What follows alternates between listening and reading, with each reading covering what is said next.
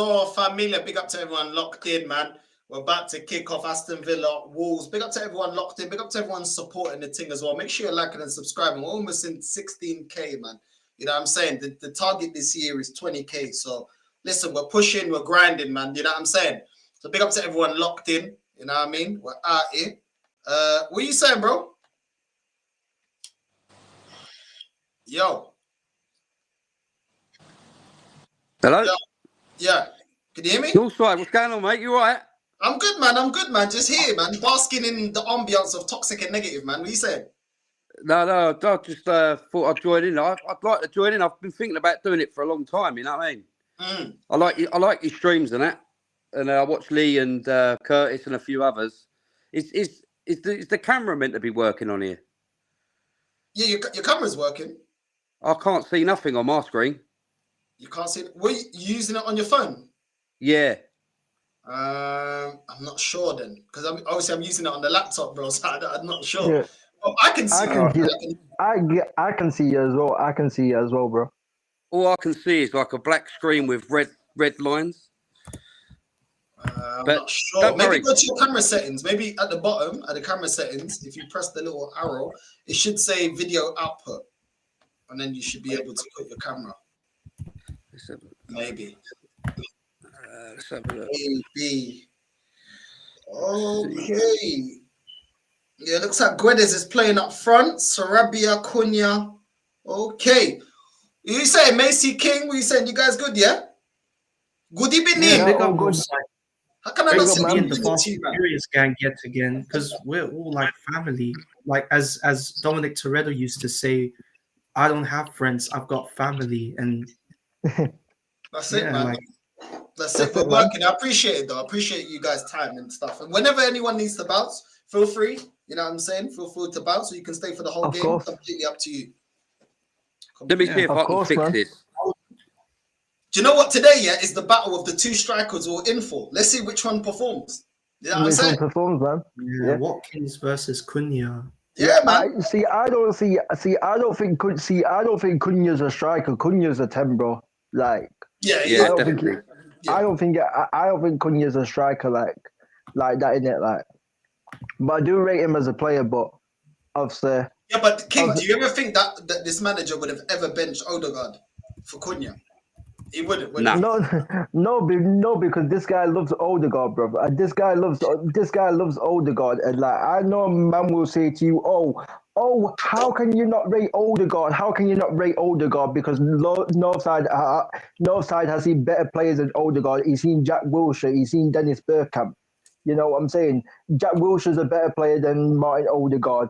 Aaron Ramsey's even a better player than Martin Odegaard. People gas this guy up. Man like Casper Lee, though, bro. Man gasses this guy up saying he's the best 10, he's the best 10 in the league, this and that. But every time when Arsenal don't play well, he disappears. So Odegaard only plays well when Arsenal play well. When Arsenal don't play well, he disappears. You don't see that guy, bro. You don't see him, and this is the thing, yeah, like Arteta never. Arteta can bring in any 10, and he's not going to bench Martin Odegaard, because Martin Odegaard is the captain, and that's his guy. If he's fit, he's undroppable. That's his guy. So, like, yeah, man, he's average, bro. Martin Odegaard is average for me. Like, I've never rated him as highly as other men have rated him. I think technically,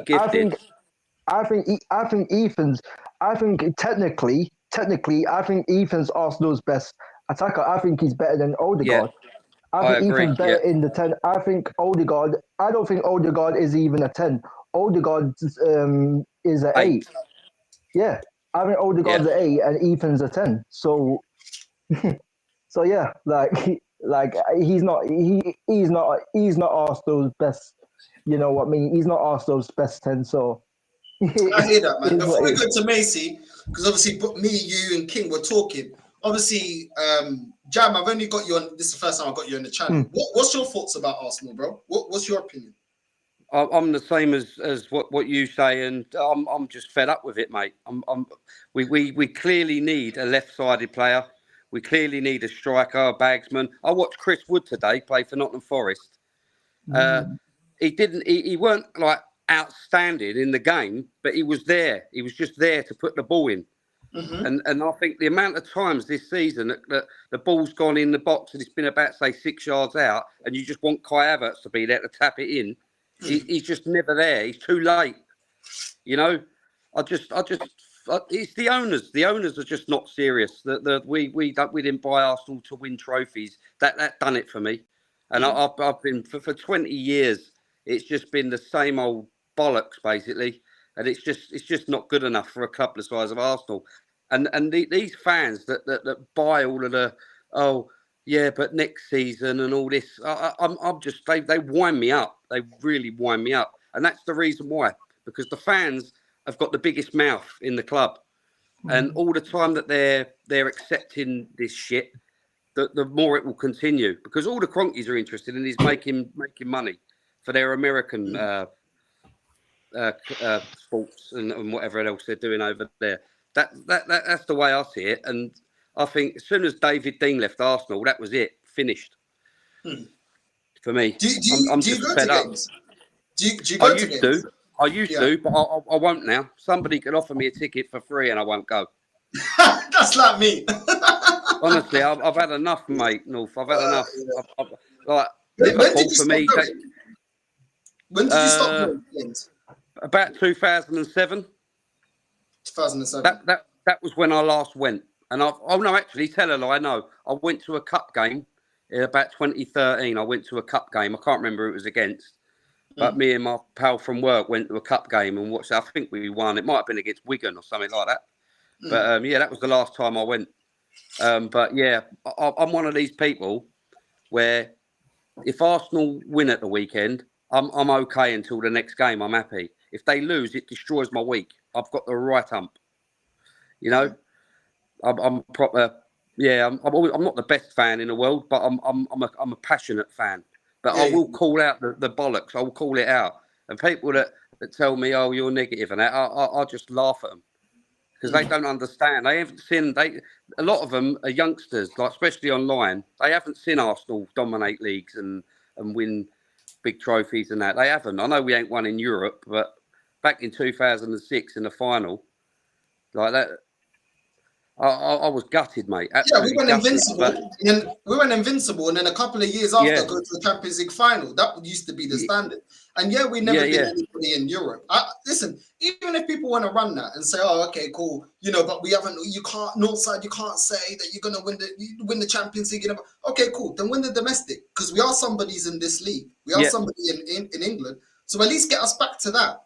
If you're gonna win a Champions League, okay, fine. But at least get us back to where I started supporting this club, where you probably started supporting this club, where a lot of us started supporting this club, where the club was successful within England. Would I want Champions League after? Of course I will. But I would still say, okay, cool, we won Premier League, we won this, we won that. We're always fighting for the league. We're getting it over the line. We're not leaving it 20 years. So I completely hear that, bro. And you know what? It's just boring because at the end of the day, all these people that criticize us, at the end of the day, when we don't win a major honor this season, they'll be saying what we said. And shamelessly, but I will be there to clip them up and call them up on their hypocrisy. Because, they like to talk about us. Well, we're going to talk about them at the end of the season and see if they stick to their guns in, telling us it's a 10 out of 10 window. But Omar, I wanted to bring you in the conversation as well, bro. What are you saying, bro? What are you making of? Did you see the Liverpool game? Yes, I did. What did you make of that game, bro? Bro, it's just another week and another stupid officiating from this league, bro. Because let's be real, bro. That penalty was an absolute joke, bro. How the hell was that penalty given? I think I said this a few days ago. I was like, bro, how does a league have VAR and yet still make mistakes like that? It's unacceptable. But listen, at the end of the day, as far as Liverpool are concerned, it wasn't pretty, but they got the job done. And also, let's be real, Bournemouth have been in the fall of their lives. I expected them to. I said they would upset Liverpool. So this is a huge win on the scale of things, right? And it shows you how serious Liverpool are about this league title. They're coming for this championship. They are not playing around, right? Because it's wins like this that basically is, for me, the science of champions, right? And honestly, for me, I'm looking at your game tomorrow, and I'm like, bro, this is literally your worst case scenario because you're playing against City, who, let's be real, maybe they're not playing well in Europe, but they're really playing well in the league recently. They've been improving. They beat Chelsea last week. They beat Ipswich. They battered Ipswich. So yeah, they're literally in the scoring form of their lives right now. You guys are struggling. You guys are struggling. All right. I'm not saying yes, you guys have won games, but we've seen ever since Saka's injury the difference, right? The finishing, like you guys have no killers in your attack. And the problem is against City, you have to have killers against them if you're going to beat them. You're going to need your killers to turn up because I promise you, you're not going to get a lot of chances and they will get chances. And we know the players that they have in their attack. Like guys like Mamouche, guys like Haaland. Bro, like, come on, man. This is going to be a tough game for you guys. But as far as Liverpool today is concerned, they've done their job.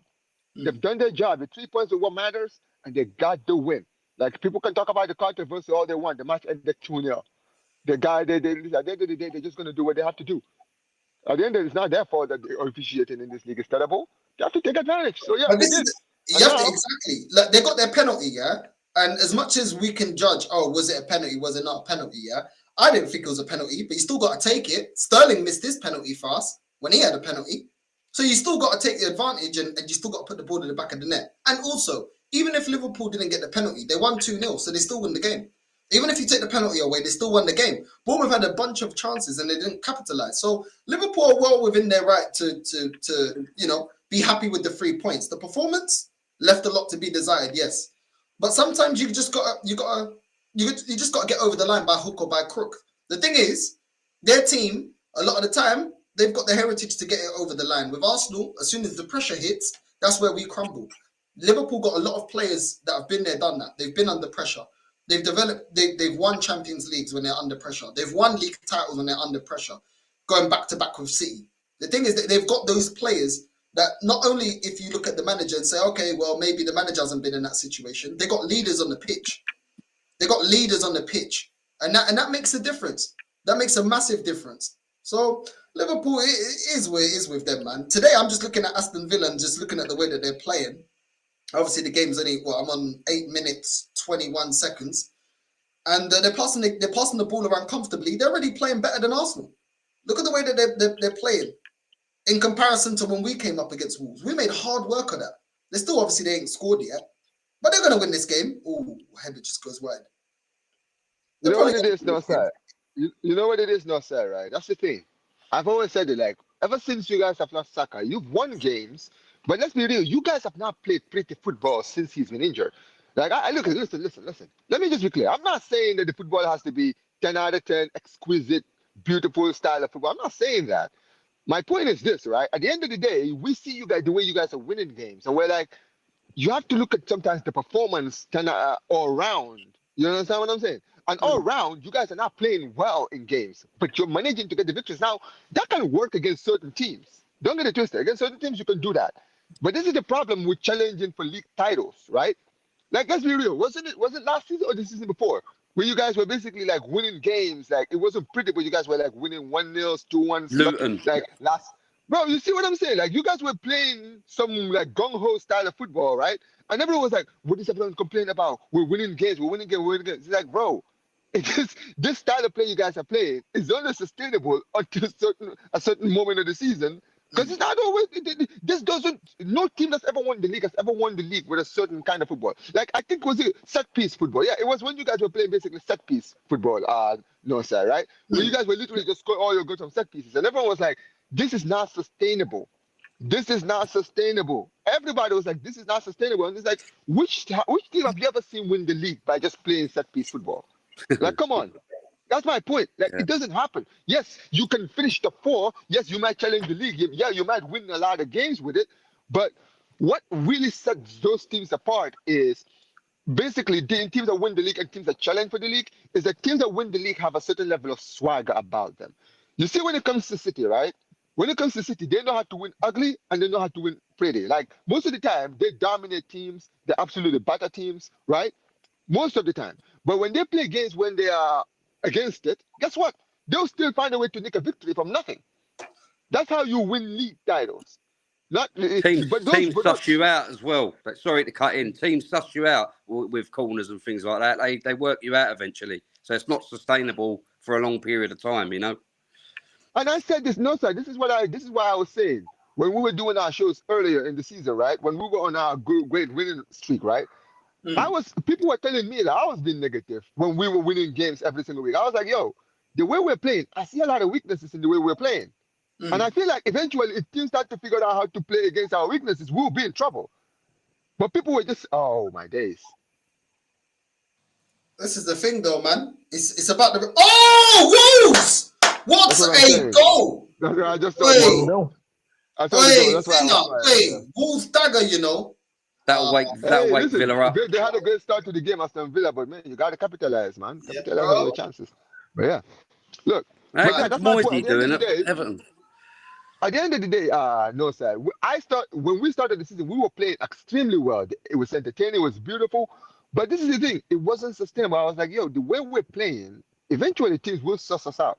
And when that happens, we will be losing games. And you know what happened, no, sir? That's exactly what happened.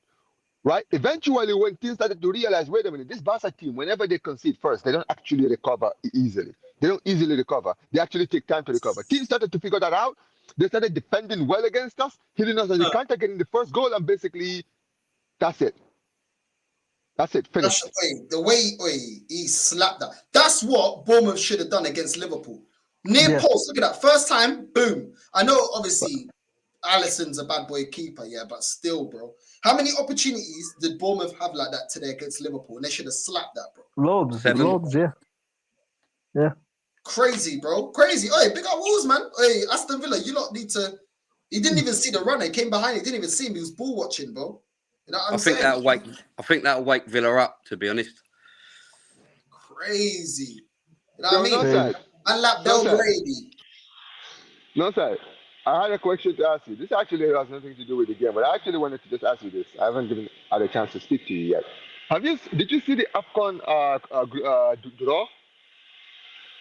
I only saw that Angola's in the same group as Egypt because Staffy messaged me, innit? Oh, did he? Yeah, do you know what? Yeah, he's supposed to beat us, innit? So if Angola beat Egypt, yeah, it is over. I'm telling you, I'm putting him in a thumbnail. I'm cooking him, bro. I'm sorry that I'm cooking him. If we beat Angola, you know, we got all our best players going to Portugal, bro. There's no excuse. It's like the Caribbean for England. All the Caribbean players, all the players could have been that played for Jamaica, not played for England. Do you know what I'm saying? So they're left with the other players that are not good enough to get into the England team. Yeah, you know I'm saying it's the same thing with the African Portuguese countries. The same thing with France. Yep. Same thing with France. You know I'm saying France. All Senegal. the African countries. They all play for France. Bro, look at all the best. Bro, this is why we always say. This is why every time France win the World Cup, everyone say Africa win the World Cup because Wakanda, man. Wakanda, you get me? Hey, we listen. Every time France win the World Cup, I'm like, yo, you know what it is, France? You guys should return the World Cup because that's not yours. That's ours.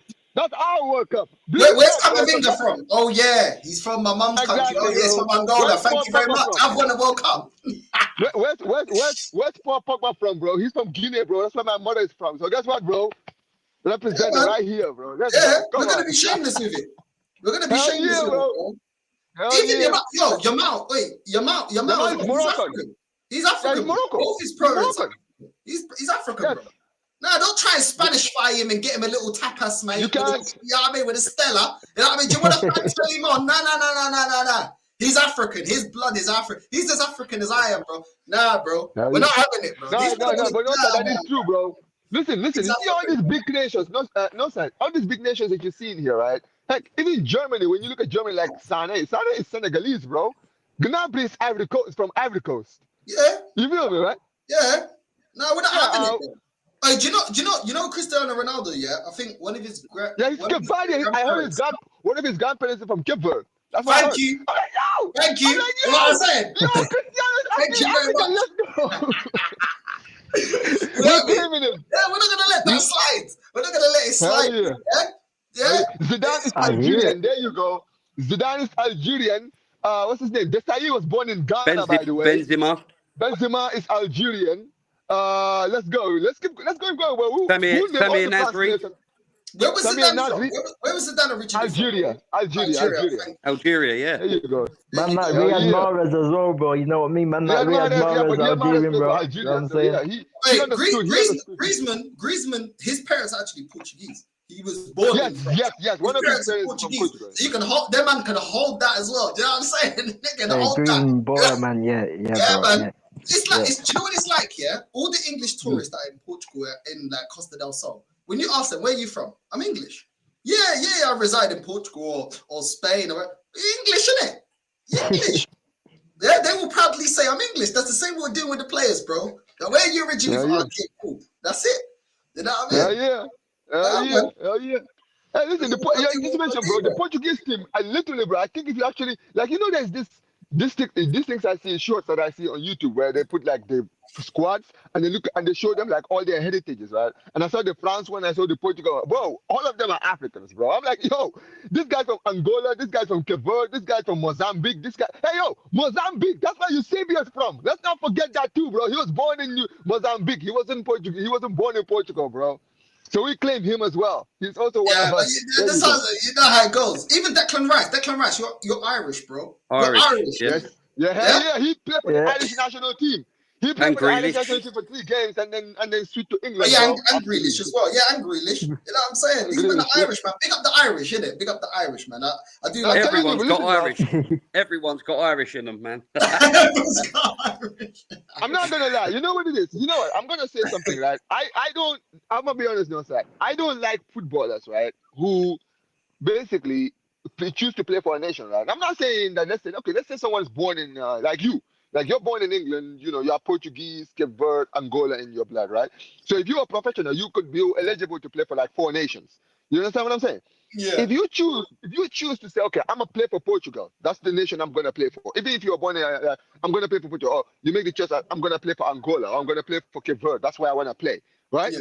If you make that choice, and let's say you get a cap for that nation, whether it's friendly or competitive, right? You should not be able to have the choice to switch, because I feel like for me, when you make that choice that this is the nation I've chosen to play for, bro, you just gotta live with it, bro. You feel me? Yeah, I agree. I agree. I mean the way, like, I guess Grealish never technically played for the senior team of the Irish national team, but he played for the whole youth setup, right? Yeah. And then he basically switched to England for his senior cap. Declan Rice actually played for the first team, bro. That's the crazy thing. He actually played for the Irish. When we played the Republic of Ireland in a friendly game, Declan Rice was in their centre back. He played 3 caps for them, and then literally when England started sniffing around, he switched. I'm like, yo, you are an absolute dickhead, bro. You know what was the funniest one, yeah? Is Berrington Diaz, yeah? He's English, innit? But then he found out like one of his grandparents, is from Chile, innit? Yeah, but it's like, mad. all of a sudden all he had is Ben Berrington, innit? But then he he had Diaz to make it Latin, innit? He's like, yeah, man. Yeah. Put the Diaz in there, man. You know what I mean? I have something. Do you know? How can he go to the Justin Bieber? He's come, you're right, guys. Yeah, you're right. Imagine, yeah, it's South American changing room, bro. You're right, guys. No, sir. Did you know? I kind of like it. I kind of like it. I think it's quite funny. No, sir. Did you know that? Did you know that Berrington Diaz actually? I think recently in an international break, the coach didn't actually call him up because, bro, the guy can't speak no word of Spanish, bro. He's trying to basically tell him the tactics, and this guy can't understand shit of what he's saying. I'm just serious. I'm not even kidding. He actually stopped calling him up because he's like, yo, this guy you need to start learning some Spanish or we can't get you in this team, bro. That's like an Englishman finding out he's got Colombian relatives or ancestors and calling himself John Smith Quadrado. Wait a minute, guys, wait. Do you guys remember that Trinidad, that white player that used to play for the Trinidad Tobago team in the 2006 World Cup? What was his name? No, he was like the only white player. He was like the only white Trinidadian I've ever seen, bro. He was playing in that World Cup, bro. He was just shining, bro. Blonde hair, blue eyes, bro. I'm like, yo, look at this guy, bro. I will never forget, bro. That World Cup was my first World Cup, and I remember when Trinidad were playing against Sweden, right? This guy was playing. I'm like, yo, why is this squad full of black players and then there's just this one white blonde blue-eyed player? He was sticking out like a thumb, bro. Like, yo. You know what, to a certain degree, yeah? To a certain degree, I sometimes get it. Like, let's say, yeah, you're foreign. Like, for example, my younger sister, yeah, she relates more to English culture than her African and Portuguese side, yeah. She relates more to that than someone like myself, yeah. But we've both got the same mix. I can understand someone like her thinking, no, I'm going to represent England if I was a professional, because I relate more with the English culture. I was born here, I lived here, got an English passport. All I've ever known is England. I've only gone to my countries as holiday. So that's the thing that is tricky, isn't it? That some people, they feel more. There's a lot of people that were born here that just, they know England more than their own country, innit? Some people are not as connected. So ultimately, I joke around about it, but people can do what they want, man. It is what it is, isn't it? Like, how can I tell someone how to feel? Like, you know what I mean? But for me, I feel like I was born in England. There are reasons I could represent England if I was professional, but I can't deny the way I was brought up is very much more Angolan and Portuguese, so I relate to that. But I was still born here. I went to school here. I've lived all my life here. Like, I've never lived, never had a job, never. So it is what it is, isn't it? Some people just feel like, no, I just relate with England, isn't it? Because that's the country that I know well. I don't know my country to that extent. I don't even know how the economy works there. I don't know how to apply for a job there. I don't know, you know. So that's the thing, isn't it? Like, people feel that the way that they are, innit? You don't know. Everyone's different. My sister feels more English. I feel more Portuguese, African. That's how. But both of us were born here. Both of us have two different perspectives. It's how you feel culturally, isn't it? It's how you feel culturally, really. Yeah. An Irish friend, yeah. His cousin went out. He's Irish and English. He went to school. His parents got a job in Spain, so he went and got raised in Spain. He speaks Spanish like a Spaniard, basically. And he went through his whole adolescence, everything in Spain. He identifies himself as Spanish as well. How can you really argue that? He's been there since he was 2 years old. How is he not going to feel like that when he's been there?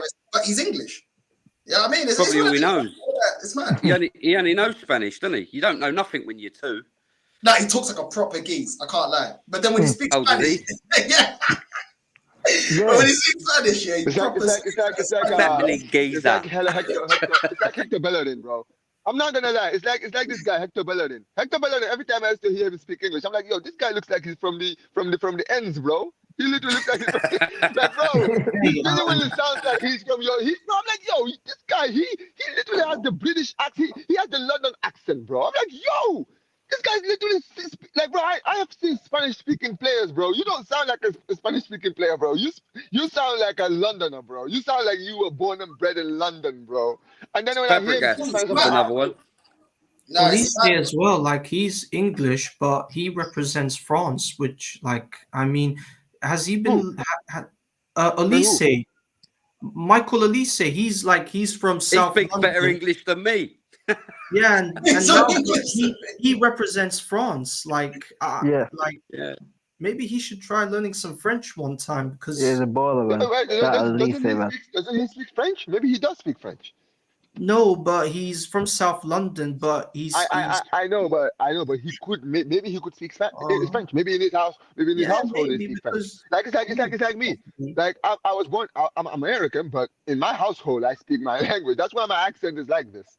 Because I actually blend my African accent with my English. That's why I actually sound like it. And also because I live most of my life in Africa. So I don't have. Do you know what I get over, yeah? When my cousins were over yesterday from Portugal, first time in England, yeah?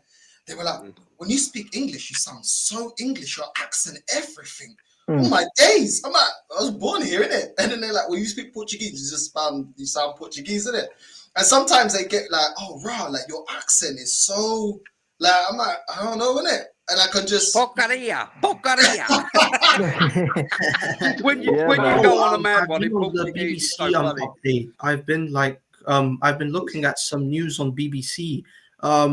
Borussia Dortmund have appointed Niko Kovac as their new manager. Yes, they did. Niko Kovac, yeah.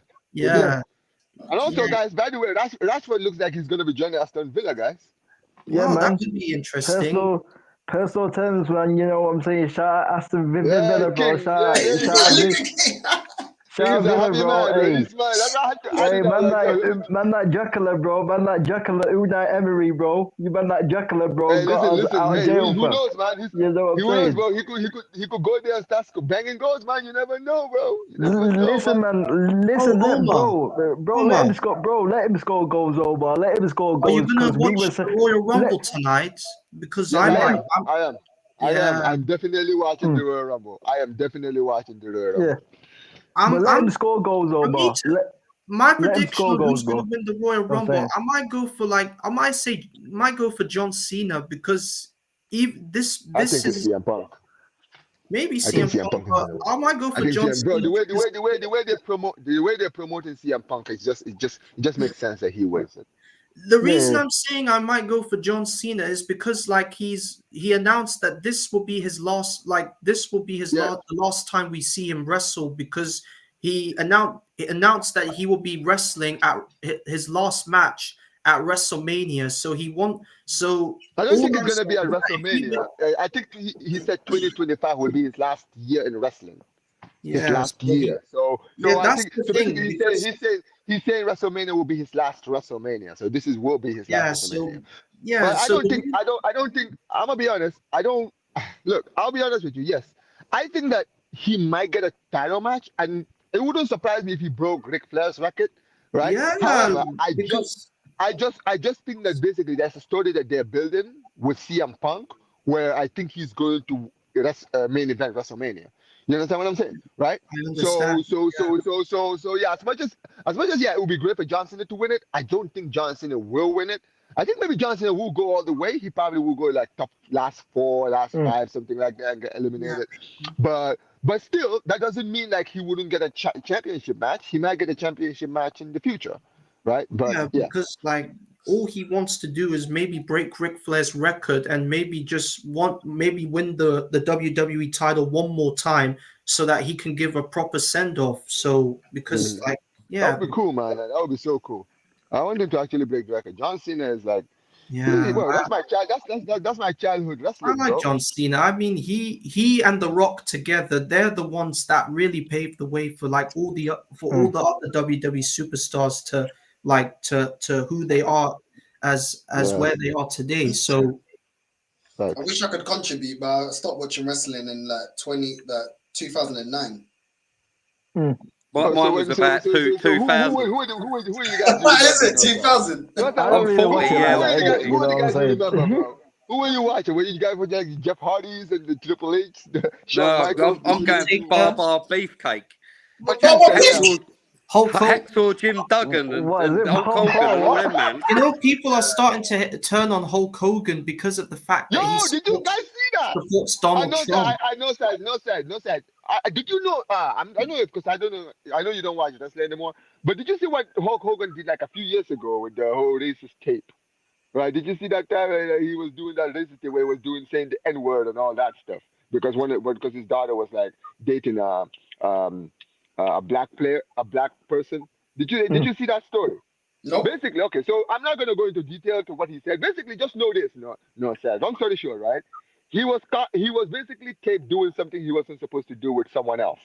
You understand what I'm mm, saying, right?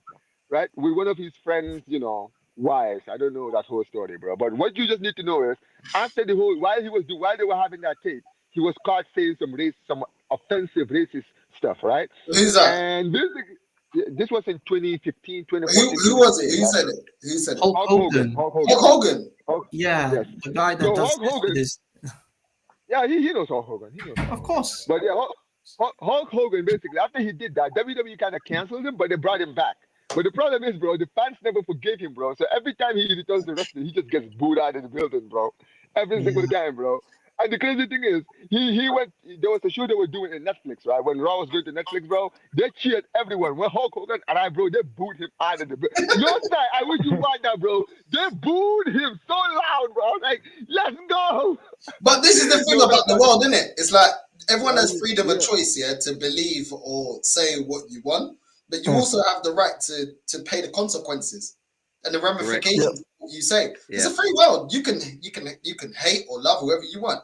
but there's also ramifications. So it is what it is. Accountability. Accountability. Drew McIntyre. Anything that you say, yeah. Because he's asking Sami Zayn. I watched the Royal Rumble press conference. He and Sami were like talking about who should like, because of Sami's like trust issues with Roman Reigns of the bloodline and stuff. But Drew is basically telling Sami, you don't know who Roman Reigns is. He will literally just like leave you, and he will use every amount of his power to just like turn you, like to just make your life a living hell. I mean, look what he did when he became the head of the table. He used all of his power to make every other superstar their lives like miserable, like Kevin Owens, McIntyre, as I mentioned, and Cody Rhodes as well. Yeah, it is what it is, man. I'll be real, man. Let's put it back on football. Cause I have no idea. I have no idea what you want to chat about. I don't know about the wrestling you're talking about, only I know about it. Like, I don't feel like a lot of these people watch. I don't know. I don't know about all of that. But look, I'll say this. One thing, the reason I don't feel bad for Hogan is because I remember Mark Henry recently was doing an interview, right? And basically, they asked him about when he got booed, right? And he said, yo, he deserves it because he said when he did that whole racist thing, right? Because Mark Henry, you know, obviously, one of the best black wrestlers. Like, you know Mark Henry, right? No, said? Yeah. World's strongest man. Yeah. So basically, Mark Henry basically, he said he tried to, basically, after that whole situation, tried to help Hulk Hogan, right? You know, telling him, you know, let's go and do some fundraisers in like black communities and stuff. You know what I mean, right? Just basically try to be on the black people's good side after what you did. Basically, he wasn't interested with this whole situation. It's like, all right, cool. You don't wanna do all of that because you feel like, oh, it's not necessary. Don't worry, basically the heat will go away eventually. Yeah, guess what, bro? It's been over 10 years, bro. 10 years, no, sir. The heat is still not gone, bro. They still hate this guy. And I'm like, yeah, that's why when I heard that story, I was like, yeah, you know what, bro? Fuck him, bro. I'm gonna be very honest, bro, because that guy's a dickhead, bro. North, I got a bounce, bro. Yo, big up, Jamboy, man. Yeah, thanks for having me on, though, mate. And hopefully I'll get back on and so I can see what everything's just going on. And what I can see is a black screen. That's all I can see. So, no worries, man.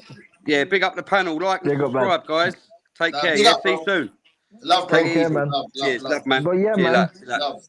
Big up. But yeah, Omar. Like I said, bro, let Rashford score goals because.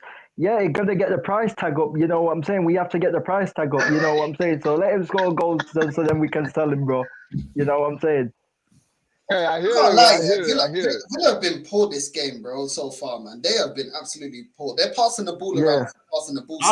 I think Emery will make a change soon because he's got something in mind. Because I like Emery because he knows what he's trying to do. Oh, he has to. As Watkins even received the ball. Where's Rodgers? Rodgers ain't getting involved in the game. He can't transition. Wolves actually been the better team so far. I can't even lie. Wolves have been the better team. Yeah, but that's the thing about Aston Villa. That's the thing. Like, whenever I've watched Aston Villa after a Champions League game, they always seem to play a bit flat. Like, I think it might be a bit of tired legs. Yeah. And I actually predicted, I think on Omar channel the other day, I think I predicted 2-1 Wolves. I said Wolves would win this game because it seems like when Aston Villa play in Europe and then like 2 or 3 days after they play a league game, it's like they just play flat. They don't play with the same like intensity. Yeah, bro, it's just passing the ball. They keep losing the ball in the midfield as well. Like every time Wolves are just pressing them, they're winning the ball back. And then they're looking for Semedo as well, looking for him to keep whipping in crosses. But they've just been poor. They got away with it. There was a cross in the box, they cleared it. But look, they just they're not all right, now they're catching them. All right, cool. That was actually a good slide tackle, to be fair, for the Wolves defender. But they're just struggling, bro, to transition out from the back to the attack, and their fullbacks as well. They should be flipping, overlapping, man. Stretch the game. Oh my days! Oh, they're through. They're through. Oh, you should have scored that. Oh my god! Oh my god! Oh my god! Guedes, man. Oh my god! That is a terrible miss, bro. Oh my God, Bro, what is that's going oh on my with the god, centre backs, oh bro? my Kamara days, and yo, that Ansah, is bro, actually terrible. stinkers, bro.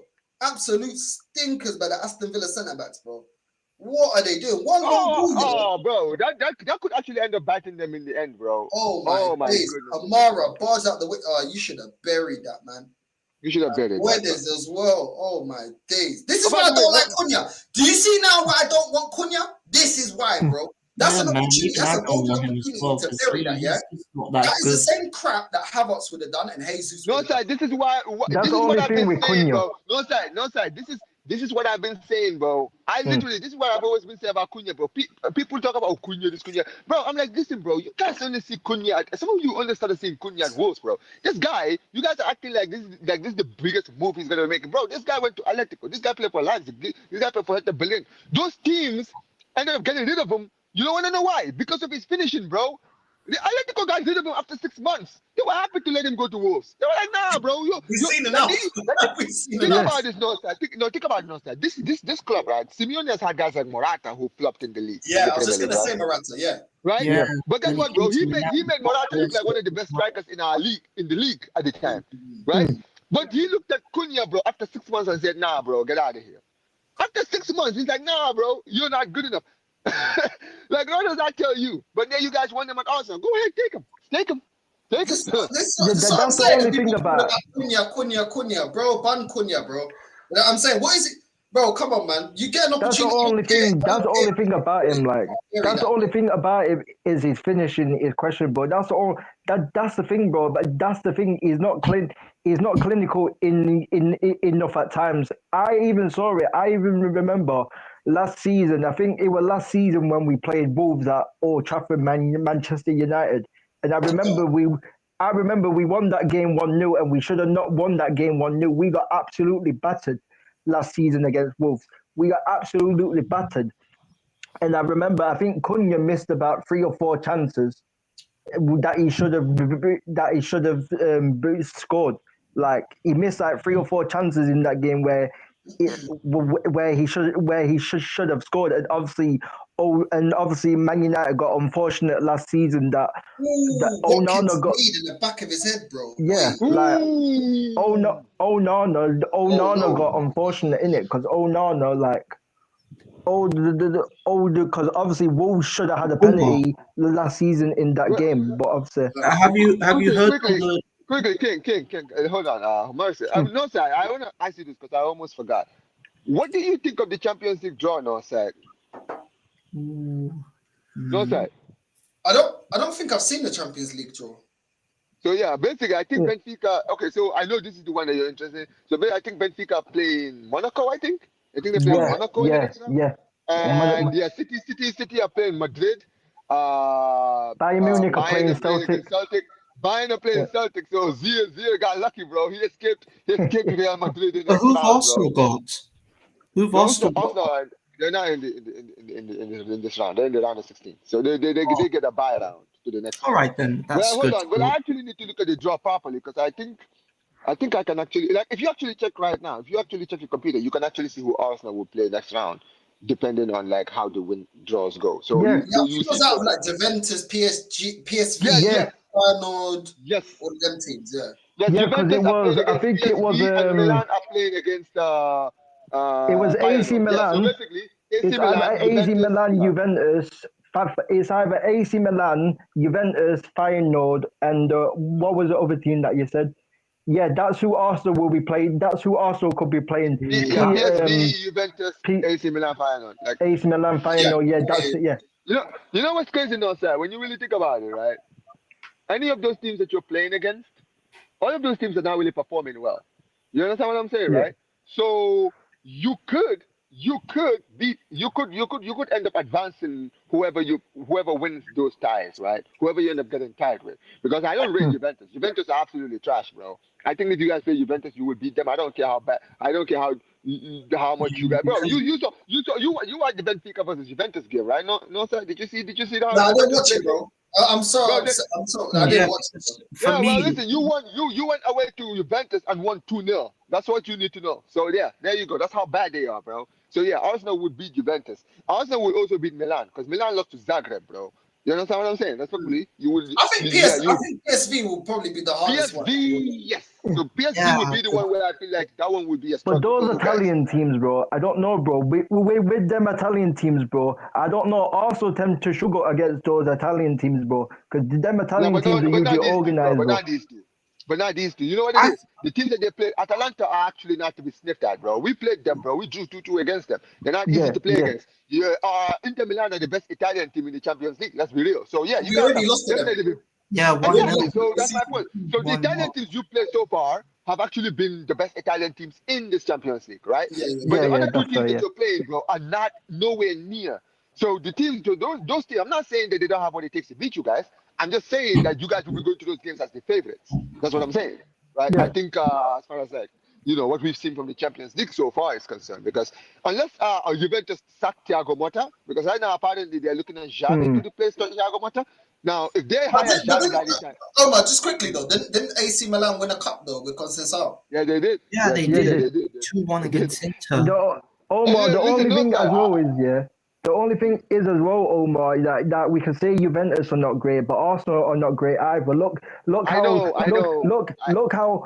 Arsenal struggled against Porto last season, bro. Arsenal had to go to penalties to beat Porto, bro, and Porto's not that great. I understand, but also, King.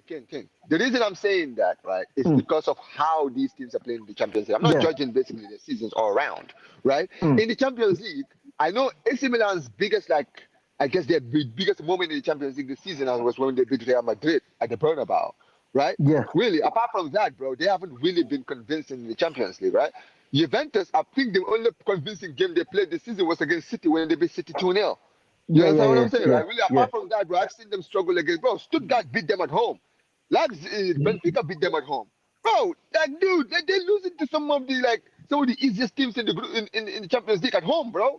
I'm sorry. Your team right now, as much as we can criticize, you guys are actually performing well in the Champions League. You're winning games. You understand what I'm saying, right? You're actually doing well in the Champions League this season. Now, I'm not saying that you have a team good enough to go all the way, but I'm saying that right now, the teams that they've given you, Feyenoord, PSV, Milan, and Juventus, right?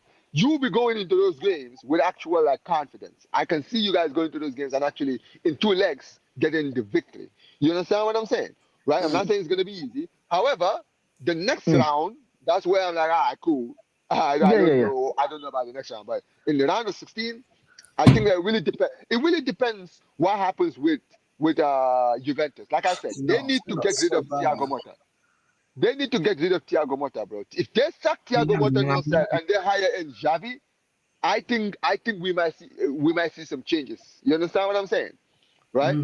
Because and also you just mentioned the man, Conceição, man. You never know, but they haven't really played well under the Conceição. Conceição's a baller, bro. Like Conceição for you, no, not the player, the manager.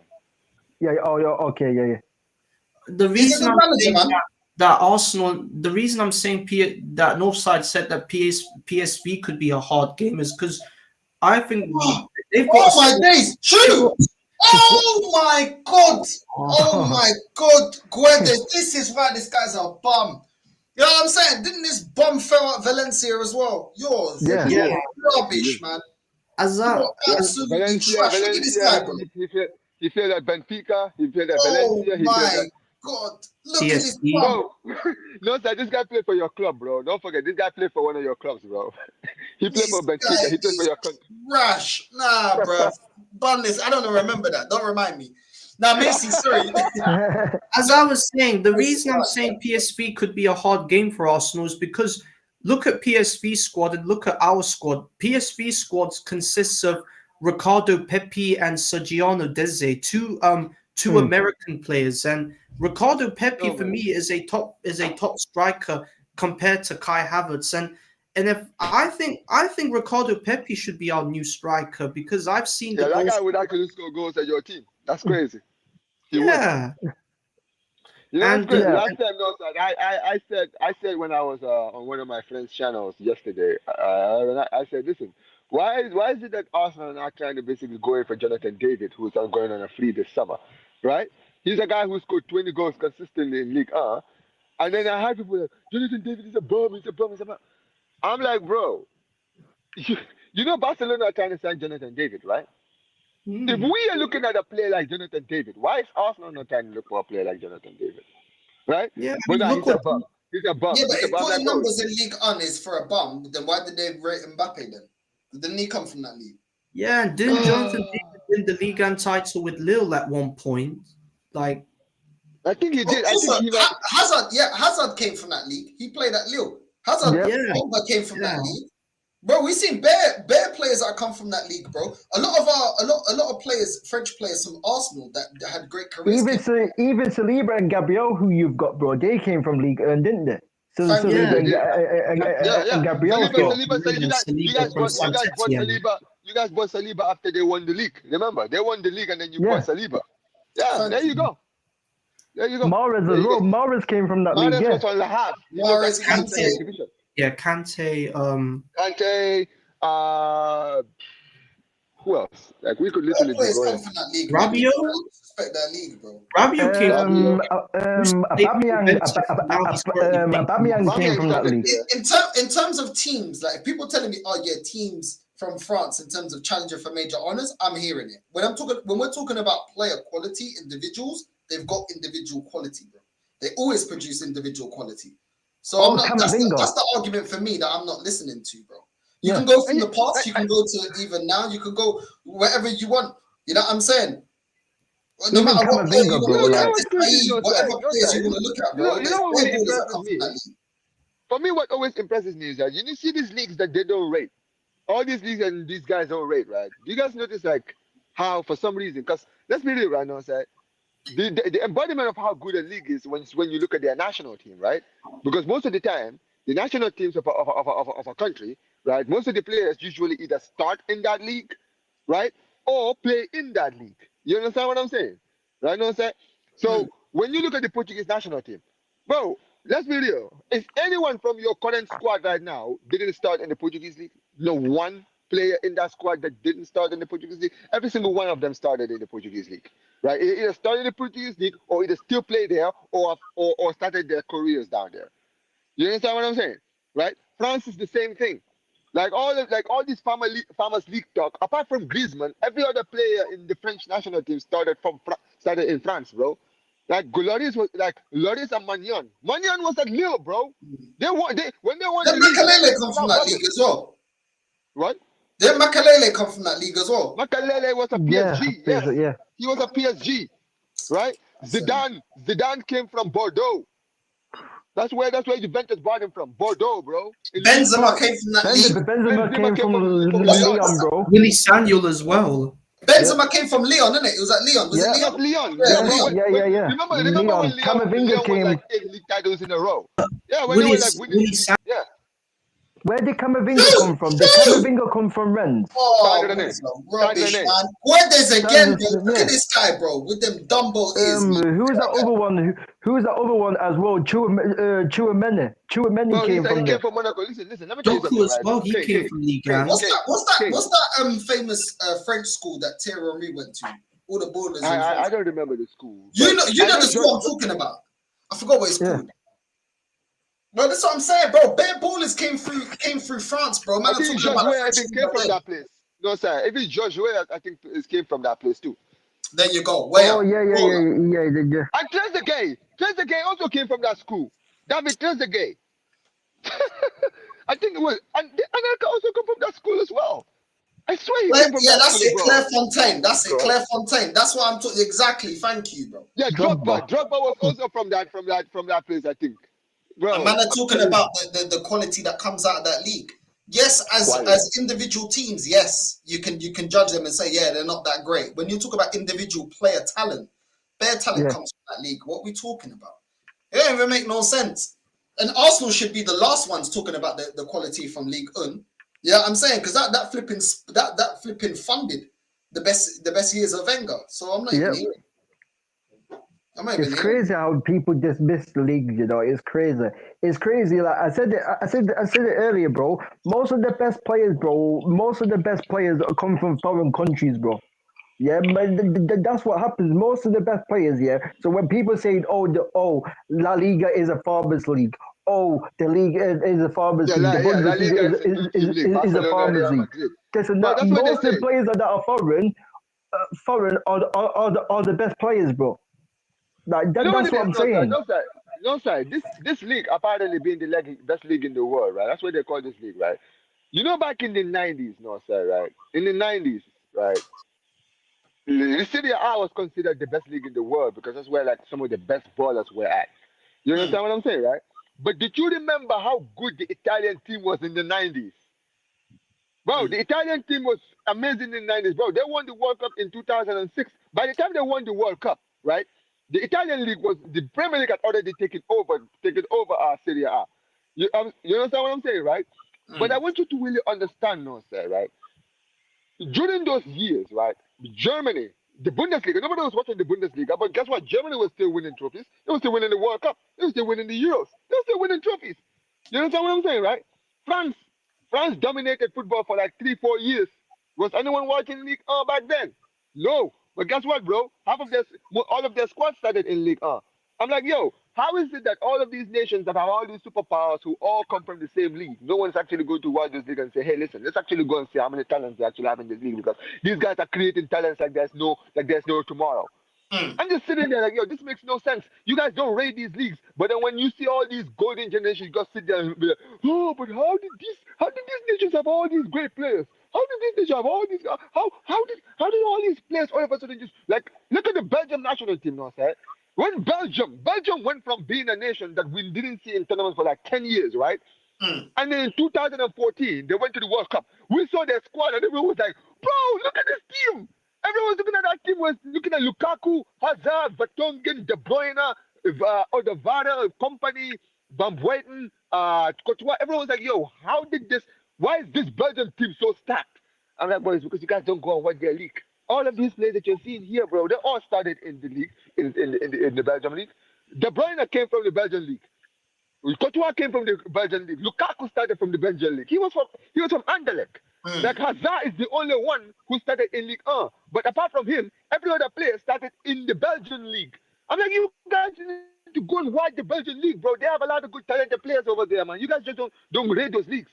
You guys don't because it's not a top 5 league. But then why are they creating? Why is it all these ballers that you're seeing in their national team are just coming up out of nowhere? Why is it that all your favorite teams are always going to these leagues and actually getting scouts and getting these players or not these players, bro? It's an absolute joke. I've always said this, man. And it's the same thing. It's ridiculous. Mm. It's mad, bro. It's mad. I can't even lie, yeah. Wolves, bro. This Guedes, But bro. This Who guy. should be running away with this, bro? Who Bro, should be just running away before with the this? whistle blew, man, for half time, bro. Guedes again with another stinker. He's trash, man. Absolutely trash. Aston Villa, they all of them have been rubbish, man.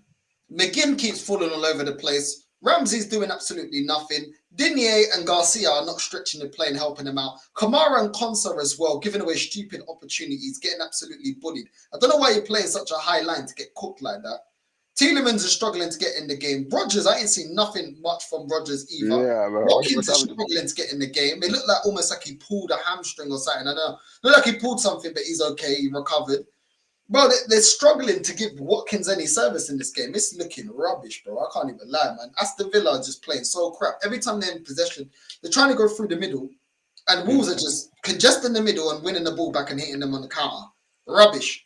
The But wingers are yeah, doing nothing, this man. game should be out of sight. I'm not gonna lie. I think that I think yeah, Fulham. I'm sorry. I think Aston Villa have been controlling possession. But yeah, man, Wolves with the counter, and they've had a lot of good chances. Guedes, you mentioned it, bro. He's missed so many great chances in this game. They should be like 3-0 up by the end of this first half. It's crazy. And you know what's crazy? I think it's gonna end up biting them in the second half, no, sir. I think it will. But yeah. Honestly, no, sir, let me ask you something, no, sir. Before this current Portuguese team that you see now, right? You obviously you've been watching the Portuguese national team for a long time. Hmm. Would you say, what do you think of like the team that you guys had in 2004 to 2006? Would you say that's like the best generation of Portuguese players you've seen? That I've seen, yeah. Talent wise, yeah, bro. Like that was the best. That was the best team that I've seen talent wise. Because there was talent in every position, bro. Talent every. The only thing I'd say it would lack was a proper killer up front. You know, Nuno Gomes, for me, I don't know why he's so highly rated in Portugal at times, because I felt like he was a very wasteful, but he was kind of like the golden boy. You know what I mean? He was their little golden boy, and they always protected him. But that's the only thing that team was really missing, what Ronaldo became, you know, a proper striker. And that's really what held that team back, bro. No, sir. Imagine a prime Ronaldo in that Portuguese team, bro. You think you guys would have won the World Cup in 06 if you had a prime Ronaldo in that team? Bro, like even like the names that the players that we had, bro, like Nun Valente, I remember Jorge Andrade, Costinha, Maniche, Deco, Quaresma, Figo, Cristiano, Pauleta. Like we had so many, Hugo Almeida, Elder Postiga. We had so many good players, bro. So many good players, bro. But we just didn't have that quality striker to put chances away. That was the best team I saw, bro. And you know what's crazy now, sir? I think by 2006, Rui Costa had already retired from the national team, bro. Bro, he should have played in the 06 World Cup, bro. I swear he should have been in that World Cup. Because I think he only played one World Cup in his whole career. I think he only played in the 2002 World Cup. That's the only World Cup he played in.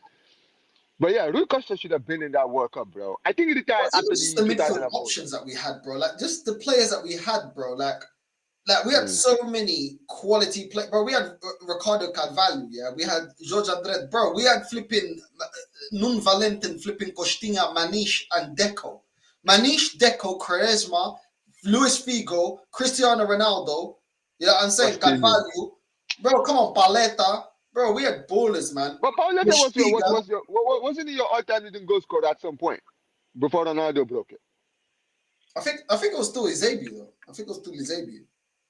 No, I think Pauleta was. I think Pauleta actually broke his record, and then I think. I'm not sure. I think Pauleta did. I think he did. Maybe you're right. I'm sure. I think he broke it like 2 years after that. Back then, I weren't looking at stats like that. I was just looking at performances. Yeah, nobody was. Obviously, I only know that now because obviously, you know, they always put the stats out there. But yeah, I mean, look, I'll be honest. Pauleta, I think Pauleta was. Listen, I'm too young to remember that, but Pauleta was a player who used to turn up in those tournaments. I think in the 2002 World Cup, he scored a hat trick for you guys. Like, I think against Poland. And I think in the World Cup of 06, you know, sir, when Angola were playing against Portugal, who were you supporting? Well, we had Rui Costa in the final. We had Rui Costa on the bench.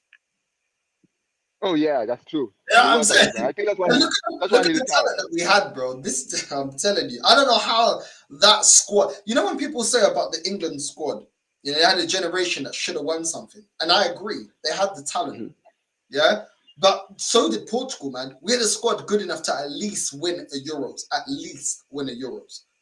You know what I'm saying? And that's why we got to the final. I will say this. I agree with your point, no, sir. But one thing I will say is this, right? With that golden generation of Portuguese team, national team, right? Let's be real. Obviously now, we now look at Portugal now and we say, okay, Portugal, one of the big boys, we're always expect to see them in tournaments and all that.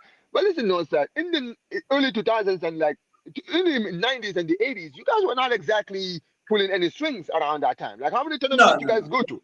Like, that's the thing. People don't realize, but around 2000 and after we didn't win it in '66, we went on years and years and decades of dropping off. Yes, you did. And then the late 90s, early 2000s, we had a resurgence again of the talent. Yes, I would say 2000s, because you know what? It's very similar for me. And then you might disagree. But so was Spain, Omar. But so was Spain. Like Spain, Spain used to go to the tournaments at least. I would say this: Spain used to go to tournaments. They overachieved. But with Portugal, there was a time you guys didn't even go to the tournaments at all. Yeah. For years. You understand what I'm saying? Yeah, but Spain, until the Spain that we started to see, that started they were always nearly men as well. They were nearly men.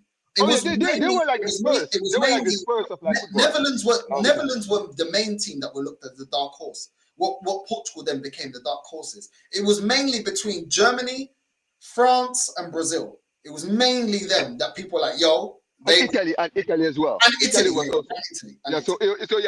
It was Italy, Brazil, Germany, and I mean France really started taking. People only started taking France serious around the 90s. Let's be real. But before that, it was always Italy, Brazil, Germany. They were like the three teams that everyone was like, okay, they are like the favorites, and They're the then they were serious like teams.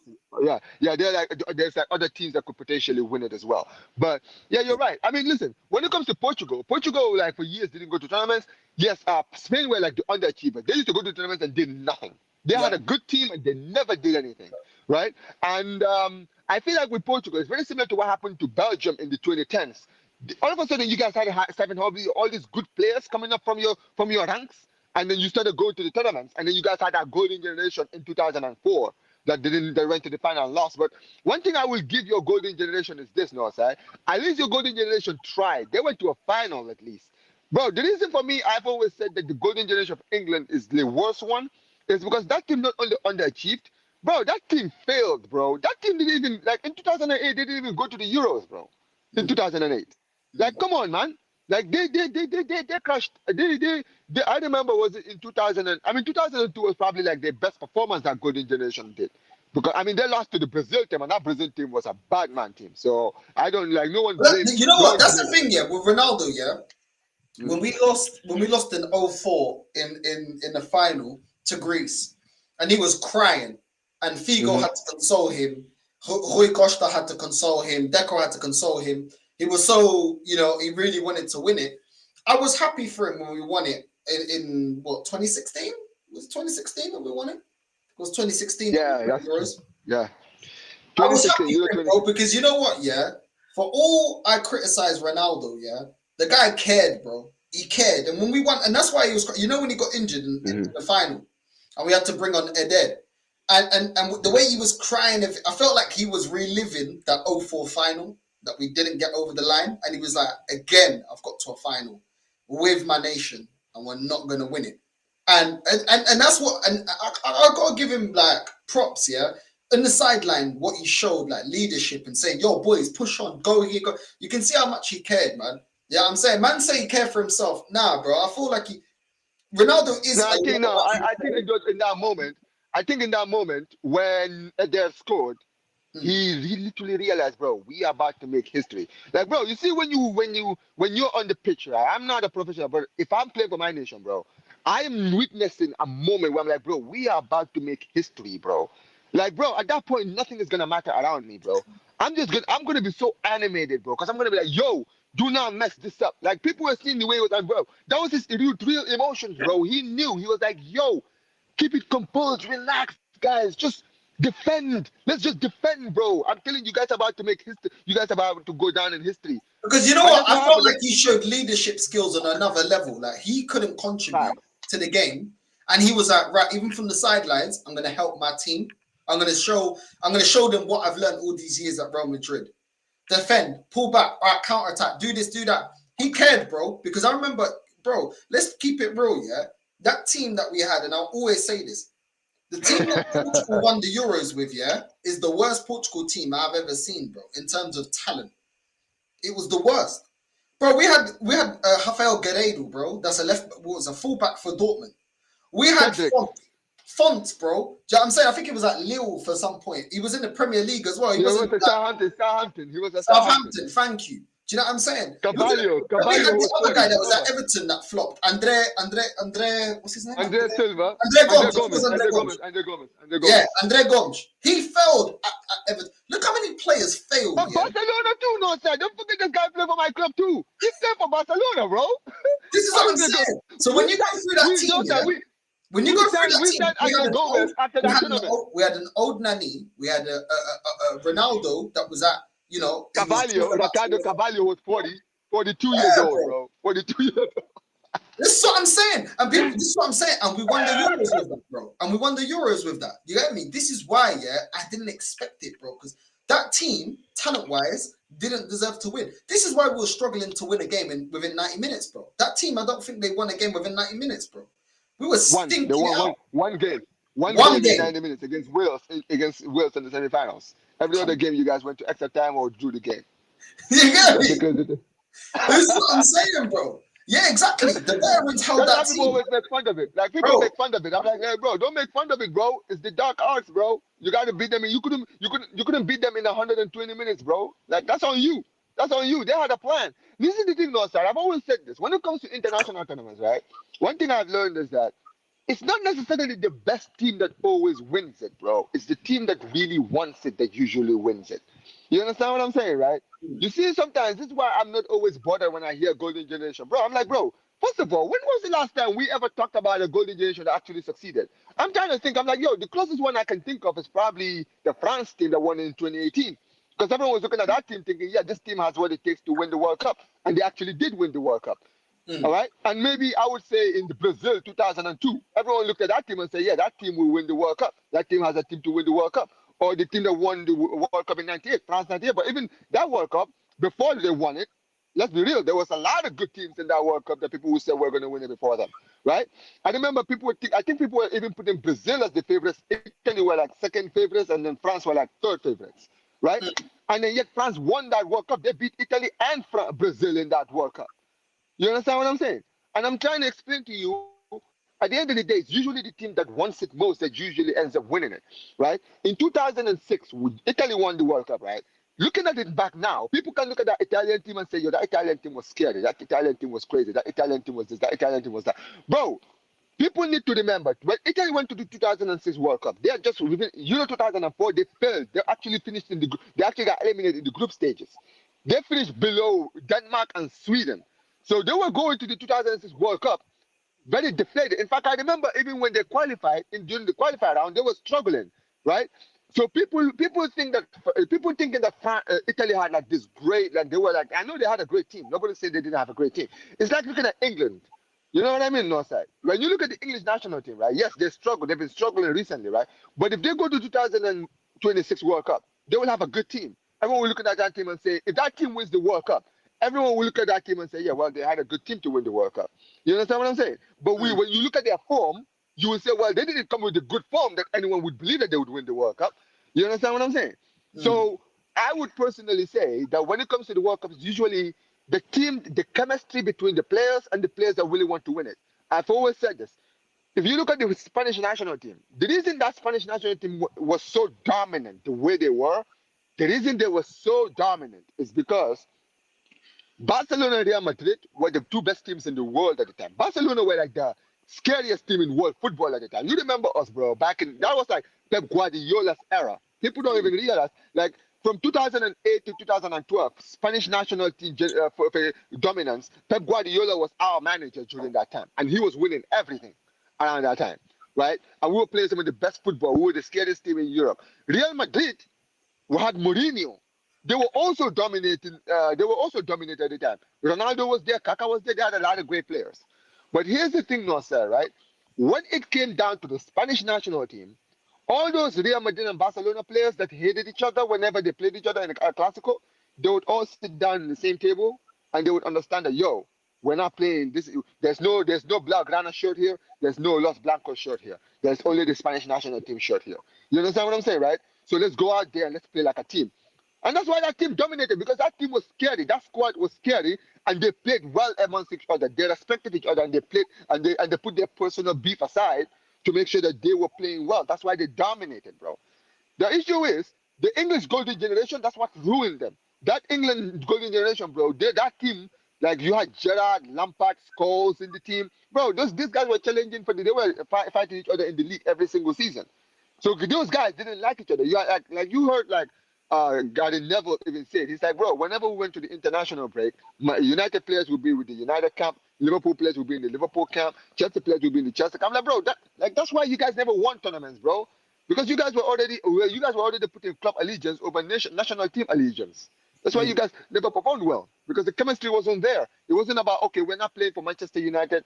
You're not like, you may be Liverpool, I might be United, but we're English right now. Let's play for England. We're both English. Let's put our pride for England first. But no, they don't do that, bro. And that's why at the end of the day, bro, that golden generation failed. Every single time. Nah, facts, bro. It's mad. Look at Aston Villa, bro. On the counter at times, they don't make the right decision. I think there was an opportunity for Watkins to get in behind or Rodgers, one of them two, and they played it out wide where there was already 3 or 4 flipping Wolves defenders. What are you guys doing, bro? Jeez, bro. Villa been so poor, man. So poor. Look at Wolves just bopping the ball around, man. Easy, comfortable. Yeah, they're decent in terms of the defensive shape, Aston Villa. But in terms of making decisions on the counter, bro, they leave a lot to be desired, man. A lot to be desired. I can't lie, bro. I mean, they've been a lot to look at them. Just comfortable for Wolves, man. Comfortable. Wait, what's look at the difference, bro? Look at the difference. Cross in the box. Oh my god. But look at I'm not gonna lie. I think Aston Villa are struggling. I think Aston Villa are really struggling with the Champions League and the Premier League, bro. They're struggling. This happened. I don't know if you remember, but this happened to Newcastle last season, bro. When they were doing well in the Champions League, it was actually affecting their league form, right? And then they started doing well in the league, and it affected their Champions League form, and that's why they got eliminated in the Champions League. No, that was that's what's happening, man. Yeah. Crazy. One sec. Hold on. One sec. I'll be back.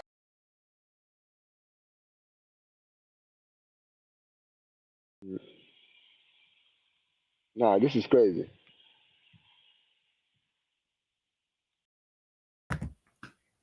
Yo, Omar. Yeah. I heard AC Milan are on the verge of signing Santiago Jimenez from Feyenoord. In exchange, they're looking to loan out Morata to Galatasaray. I think that's already happened. I think he's moved already.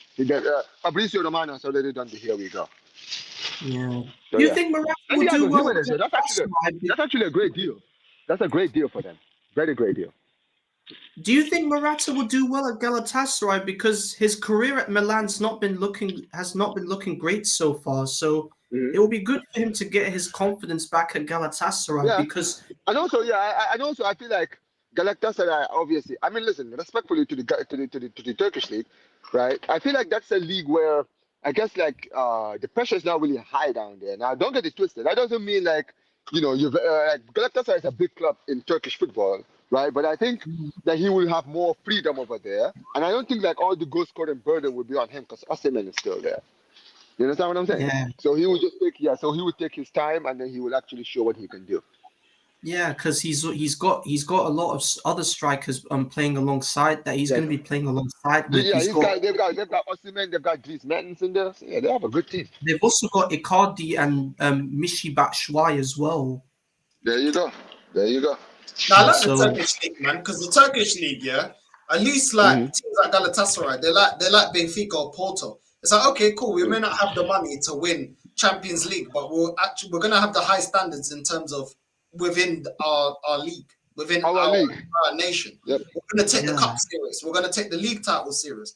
So yeah, we're not racking up in Europe trophies, but we're still racking up trophies within the country, within league titles and cups. I do rate that, because that's what it should be, bro. Like Benfica's already won the League Cup.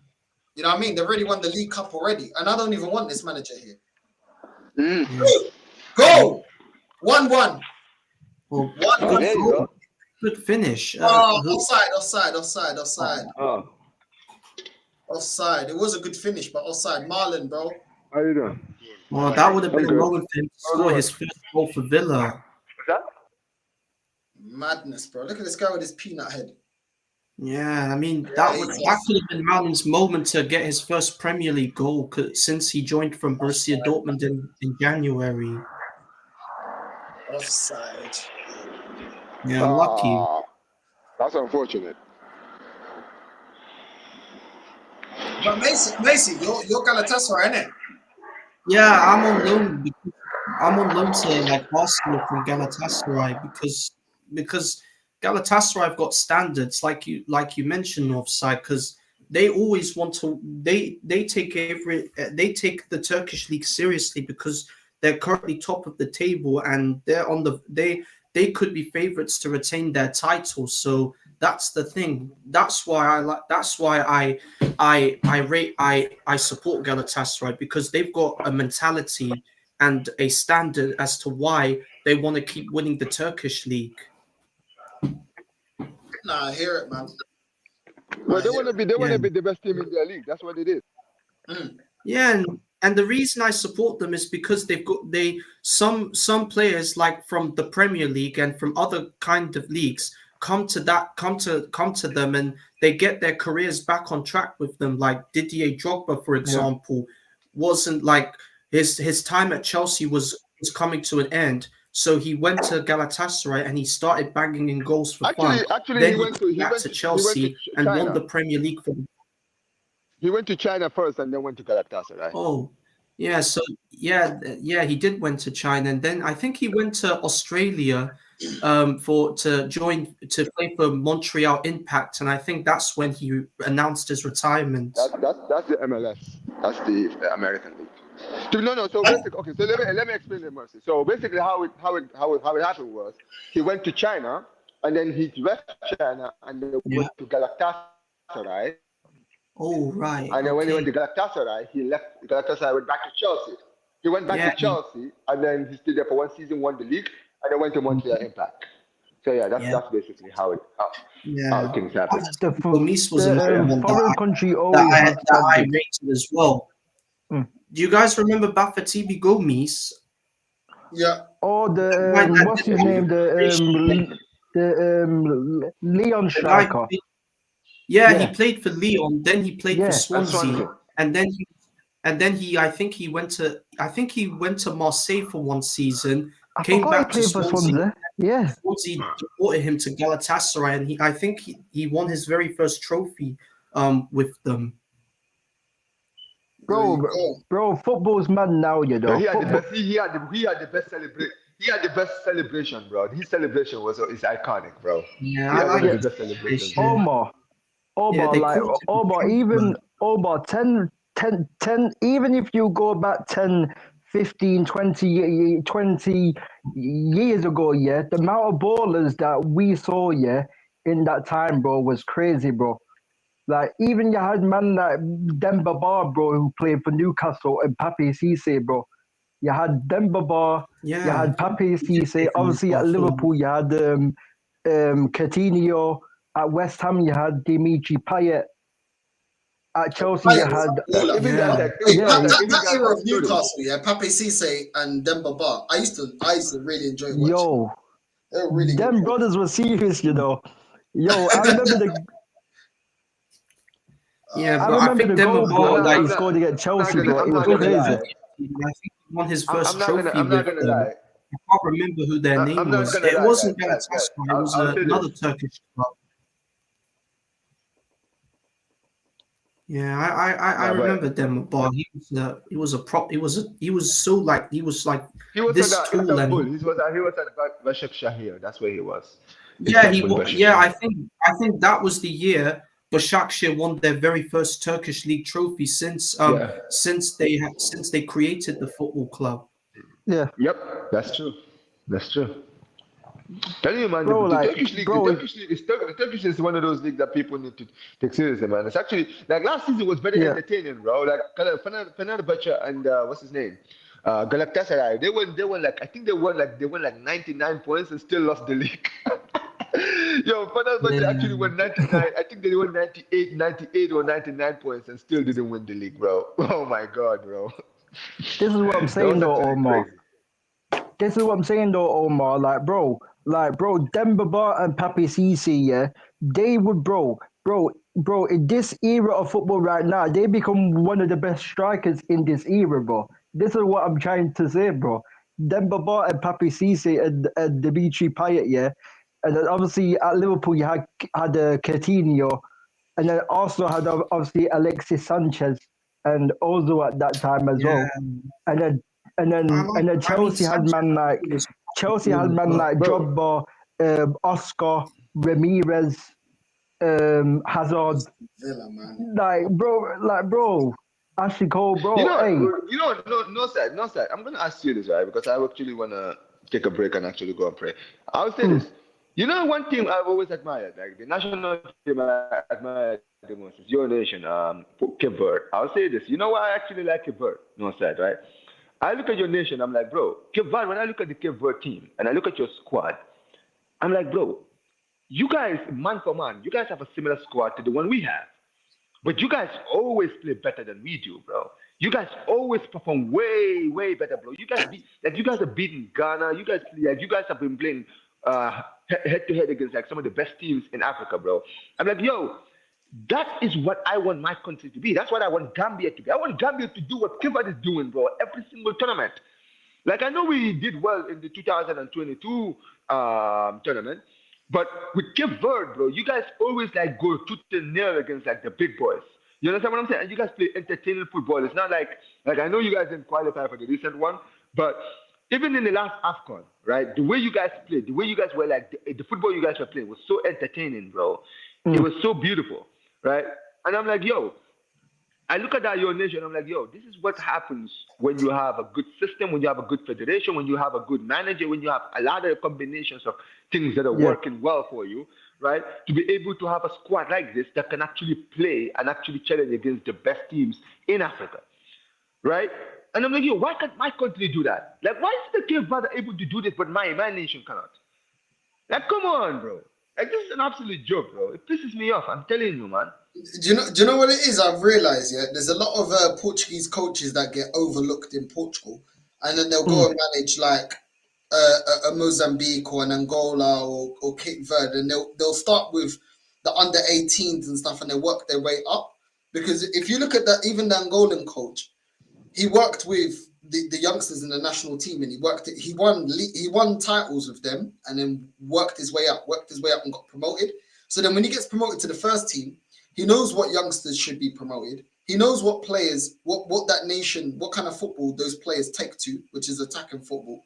They have a better understanding in your national team and the quality within your national team, what players should be given a chance, what players play well in which positions, what youngsters should be promoted. And I think that's what they're getting right. Even though they lack the quality, they're getting managers that understand the talent available. Kind of like what we're saying with Bournemouth. You're looking at Areola and he's getting the team to play to their strengths and to play a style of football that suits the players at hand. And I think that's the thing that I've been impressed with. Even when I was because I didn't know these managers for Angola and Cape Verde. And I was looking at where did they come from? What did they do? And I was looking up and I was saying, bro, they actually spend time to get to know the players. And that's why they're getting a tune out of these players. Even I think, what was it? I think it was Angola against Nigeria. Like we was unlucky, but where was the unluck? The talent. We played decent, but we just didn't have the players to kill them off. So that's why they're getting the most out of it. You know, you got to get managers that have experience in the game, that understand your national team, understand the players. Not trying to get the players to play a style of football that they don't understand or doesn't naturally suit their game. And I think that's where they're now performing better at the AFCON and competitions like that. It's because these managers they're promoting managers from within instead of going and getting a fancy name that is falling off, that's going to come and implement a style of play that doesn't understand the players. Bro, that's exactly what you know what's crazy? In my nation, that's what my people always tell me. When I talk to my friends in Gambia, that's exactly what they say to me, like, Omar, because we always obsessed with like trying to get like international managers, right? I'm like, yo, I remember in was it in 2021, right? Or 2020, I think 2021, when we went to the under 20 World Cup, right? When Gambia went to the under 20 World Cup in Argentina, right, bro? The manager that we had, bro, was playing some of the most beautiful football. And he's Gambian, right, bro? He was playing some of the most fluent, beautiful football, bro. And it was working well for us, right? And this is a guy who's been managing in the youth sectors for years. You understand what I'm saying, right? Building his name. But every time our manager got sacked, bro, we never so much as even considered him. I'm like, yo, why is it that we Gambians are so afraid to actually pick coaches from our nation? Like, bro, you do realize some of these guys actually like know these players, right? Some of these players actually start from the youth setup. That's how they already know who these players are. Like I didn't see a lot of like guys like Yankuba Minte. Yankuba Minte was in the youth setup. Bro, he's in the first team right now. That guy was his coach. He knows these players. He knows how to get the best out of them. He knows who to call up and know when, and he actually knows like the players who are underrated like in the nation, in like the local league, who actually have an opportunity and can actually bring something different into the first team, into the national team that other players won't. But this is the thing, bro. They don't do those things. It's an absolute disgrace, right? And this is why, at the end of the day, I've always said it, man. Like some of these African nations that have this strong trust for like their coaches, right? Most of the time they do extremely well because you want to know why? Because they're smart. They have a reason for hiring these managers. They didn't just hire them because like they're the best managers in the nation. They hire them for them what they can bring, to the national team, the style of play, the players that they can call up. Like they trust these players, these managers wholeheartedly. But some of these federations they don't, bro. Like you just see what's his name? Nigeria. Look up to my guy here. Rafa says Nigeria should have already done that. Morocco did. Imagine a better administration, better lead. It's true, bro. The federations are the problem, bro. When you don't have a good federation, especially in Africa, bro, Yep. your national team, you can have the best players. Your team doesn't do well. Look at Nigeria is a perfect example of that. Yep. Nigeria have the best man for man. I feel like they have the best team in Africa. But guess what, bro? They look like they might even qualify for the next World Cup. Do you know what? Like Do you know what, Omar? Yeah. Do you know what I've noticed? Yeah. It's like I know a lot of North African players. Some of them go represent France. Yeah. But the thing is, a lot of nations, a lot of African nations, the one that do the best is the one that their players have pride playing for their national team. Because they'll stick with the national team. Instead of like countries like Mozambique, Guinea-Bissau, Saint Tomé, Cape Verde and all that, they all want to play for Portugal, so it hinders their national team. Egyptian players, because they've got a strong league and a strong football foundation, they want to represent Egypt. They're proud of representing Egypt. Instead of going out there and representing a France or someone like that. Do you know what I'm saying? Nigeria, I know they colonized by the English, but they still got that national pride that the players want to represent Nigeria. You know, and that's the thing that goes against us.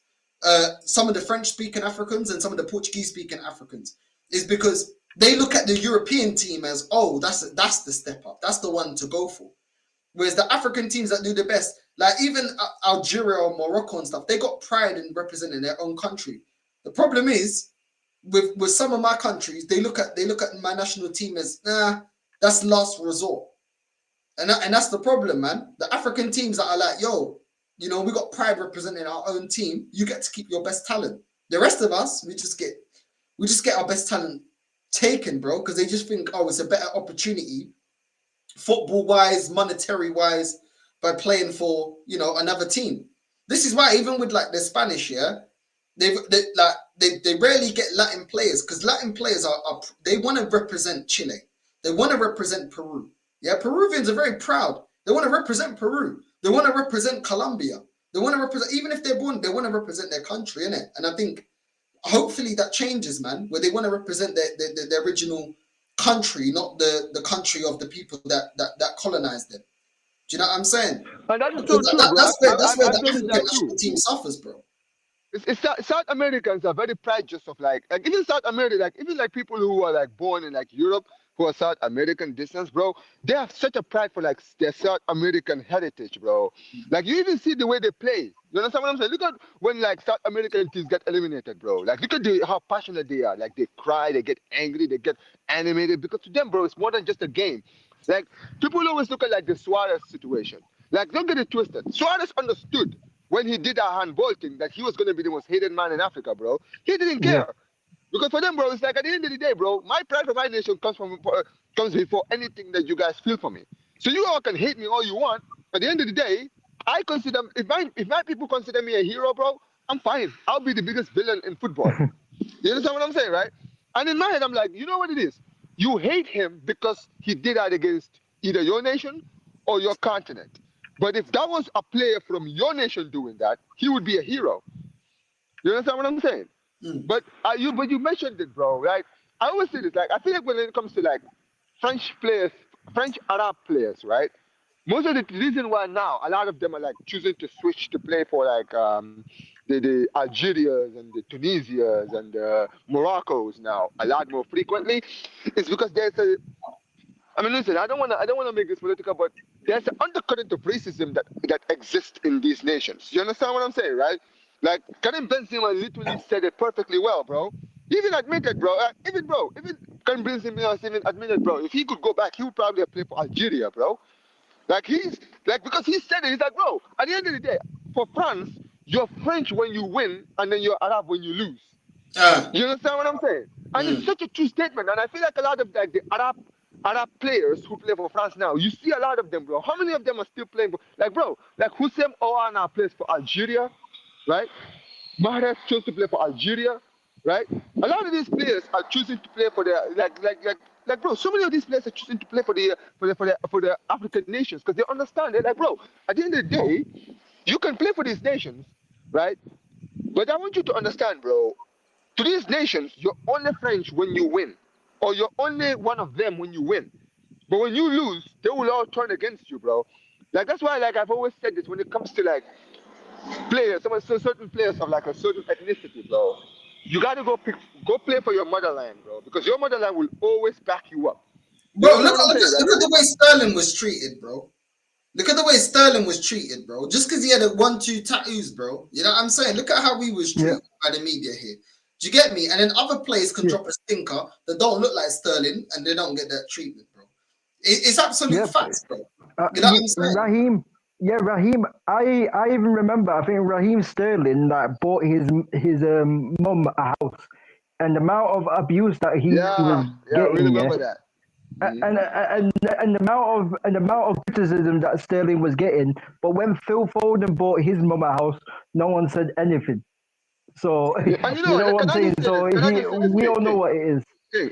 King, I don't want to interrupt you, but I just saw something here. Big up to you, 7-8. I'm not gonna pronounce that word, but that is such a AO thing, bro. But listen, I see your point, right? I see the point you're saying. Listen, when it comes to me personally, bro, I keep the same energy on everything, bro. I'm not gonna just sit here and say, oh yeah, bro, like black players or Arab players when they play in Europe, they have to deal with this shit. Because this is the truth, bro. Like I remember I saw a video. You know, there's this African Olympics thing that happened in Ghana recently, right? And I remember, like, I think was it the swimming team of like the South African swimming team, right, bro? And they just had all white players, not right. Like all the players in South Africa were all white, and they just had like a whole picture of it. They were like, "Yo, how are we playing an African? How are we playing an African Olympic game?" And then they're having white players in that. I'm like, bro, they're South Africans. Like who cares? Like they live in South Africa. What they're just supposed to just not play for South. They choose to play. Like that's the same thing that we say about. This is the same thing that black players have to deal with. You understand what I'm saying, right? Right, bro? Like when we sit here and talk about undercurrent of racism, at the end of the day, we can't sit here and talk about undercurrent of racism, but then when there's like a white player or like a player of a certain color playing for an African nation, we have a problem with it just because they have pride for playing for that nation. Like we have to keep it 100. You understand what I'm saying? Like, what 7 inches is saying there in the chat, yeah? Bro, this is the thing that every nation, hold on, because I'm going to getting background noise from Omar. Omar, let me just mute you. My bad. Yeah. No worries, bro. All I'm saying is, yeah, bro, I'm not even denying that you went through that. No one's saying that. Yeah, but everyone's going to have their own story according to their own story. You know what I'm saying? Like, for example, my mum is lighter than me, yeah? Angolan people are very dark. My dad is very dark, yeah? My mum always gets, are you Brazilian? Mum's like, no, I'm Angolan. Oh, but you look Brazilian. Oh, how do you have so-and-so surname? Your surnames are Portuguese. How did you get that? Yeah, this is from her own people. Yeah, I'm saying, so it exists everywhere, bro. Like, no one is saying that you don't get it all around the world. People can be very tribalistic. All we're talking about is about representing your original country. Do you know what I'm saying? Obviously, it depends. If you're mixed like me, how can you say original country? I'm from 3 countries. I'm from 3. Bloodline. I'm not talking about, oh, just born there. No, bloodline. I wasn't born in Portugal. How do I have a Portuguese passport? Because I have Portuguese blood. One of my grandparents is Portuguese. So this is the thing. Yeah, of course it exists everywhere. And anyone saying that it doesn't exist anywhere, yeah, then they're lying. Because you get it everywhere. You get it towards yourself. As a fellow African, I get, oh, but you're so light-skinned. Are you even African? Of course it exists everywhere. We're not talking about. No, sir. On the real, bro. But hold on, bro. We're not talking about that. What we're talking about is there is a favoritism towards if you have European heritage to represent that. Am I going to sit here and say, oh, rah, like I wouldn't play for Portugal? I probably would, yeah? At the same time, I do have actual Portuguese blood. It's not that I wasn't born there. I was actually born in England. You know what I'm saying? But what I'm saying is, yeah, Caribbean players should look to play more for Caribbean teams. African players should look more to play for African nations, because but then when we go to those competitions, we have more quality there. The problem is you get the best, all the quality from those nations playing in Europe, bro. You know what I'm saying? And that's the thing. And that's why people look down if there's a Caribbean tournament, African tournament. They're not watching it as much because most of the players, Arab tournament, Asian tournament. The best qualities are playing in Europe. I would like to see for my nations, the best players, some of the best players at least play for Angola and Cape Verde and Mozambique and those countries as well. Do you know what I mean? Because it will give my other nations more of a chance of winning. You know, I want to see Angola win the AFCON. I want to see Cape Verde win the AFCON. Why do I believe that we're not going to win it? Because our players are more incentivized to play for Portugal than to play for those nations. And they look at it in terms of a financial, you're going to get more sponsorship deals playing for Portugal. You're going to get more of a look in. If you perform for Portugal that are going to excel in the World Cup, you're going to have bigger clubs looking at you. And this is the sad thing, you know, because I see certain nations like Nigeria, Egypt, Algeria, Morocco, Colombia, Peru, Chile, Argentina, Brazil, all these nations, they got more, they're proud, bro, to play for their original, you know what I'm saying? Their original country. That's all I want to see. If they want to play for Portugal, I'm not going to bash them. You know, Rafael Leao is Angolan, fully Angolan, but he was born in Portugal. He represents Portugal. Nani represented Portugal. Eusebio represented Portugal. Do you know what I'm saying? The list goes on of players, bro, that could have represented an African country. They represented Portugal. And I'm just using Portugal as an example. Camavinga he ain't playing for Angola, is he? He's playing for France. Do you know what I'm saying? Where was he born? Angola. This is the thing. I would like our best players, because guess what? My partner, she's Colombian. The best Colombians play for Colombia. You get what I'm saying? That's all I'm saying, bro. And it's not just for my countries, it's also for other countries, because I see it with other countries, isn't it? Do you know what I'm saying? I see it with other countries that they play for their best country. So this is the thing, yeah? It's like having the European link is a gift, and in certain ways it is a curse, because yes, you can get players that will trickle down, but at the same time they're going to play. The same with Jamaica. Do you know how many Jamaicans could have played for Jamaica, bro? Oh, John Barnes is the biggest one. John Barnes was born in Jamaica but plays for England, bro. That's what I'm saying, bro. That's what I'm saying, bro. Like I'm gonna say this. Even me, Omar, yeah. Even me, I'm born in England, but I got Jamaican blood in me. Like I'm half English and half Jamaican, because most of my family, especially from my dad's side, are Jamaican. Yeah, are Jamaican. Most of my side of the family are black, or most of them are Jamaicans. So we all know this, and this is it. And obviously, it's like, for example, one of the players who used to play for my club, Mason Greenwood. People will say he's English, but Mason Greenwood, if he wants to, he can play for Jamaica. So you know what I'm saying. So but then Jamaica suffer because of that, King. Yeah. That's what I'm saying. Jamaica as a nation, football-wise, suffer because Jamaica, the amount of ballers that come from Jamaican descendant is mad, bro. Absolutely crazy, the talent that comes out of there. Do you know what I'm saying? That are like, but it is what it is. You're right, Jama. The top players are going to choose the biggest nation that they could possibly. That's just how it is, isn't it? Like I said, I would like international football, like club football. I'm gonna be very honest. That's why I'm always said. But these people need to understand. I've always said this. When it comes to national team, bro, it should never be about the finances or like club. Don't treat it like a club thing. Like football, play for the national team, it's about pride, bro. I've always said this. It's about pride. This is why, like I feel like you just mentioned it. When it comes to South Americans, the reason why those guys are always looking to play for their South American nations, because to them, playing for their country is not about club football or money or any of this stuff, bro. For them, it's about pride. That they have pride to be South American. That's why they always look forward to playing for their South American nation. That's why they're always quick to play for. Like some of these African players, like some of these Europe, like some of these like players from these like Jamaica, Caribbean players. For them, it's about what can play for England do for my career, right? Financially and all these stuff. That's how they look at it. And you're right. See, for me, this is the thing, no, I say. Whatever descent you are from, right? If you have a pride to play for a certain nation, right? You should choose to play for that nation. Don't use another nation as a second-hand option. I'll give you a perfect example. Mark Noble is a big example. He is English and Irish. Ireland tried to recruit this guy so many times, but guess what? He would always reject them because he always said, "Listen, I never wanted to play for Ireland.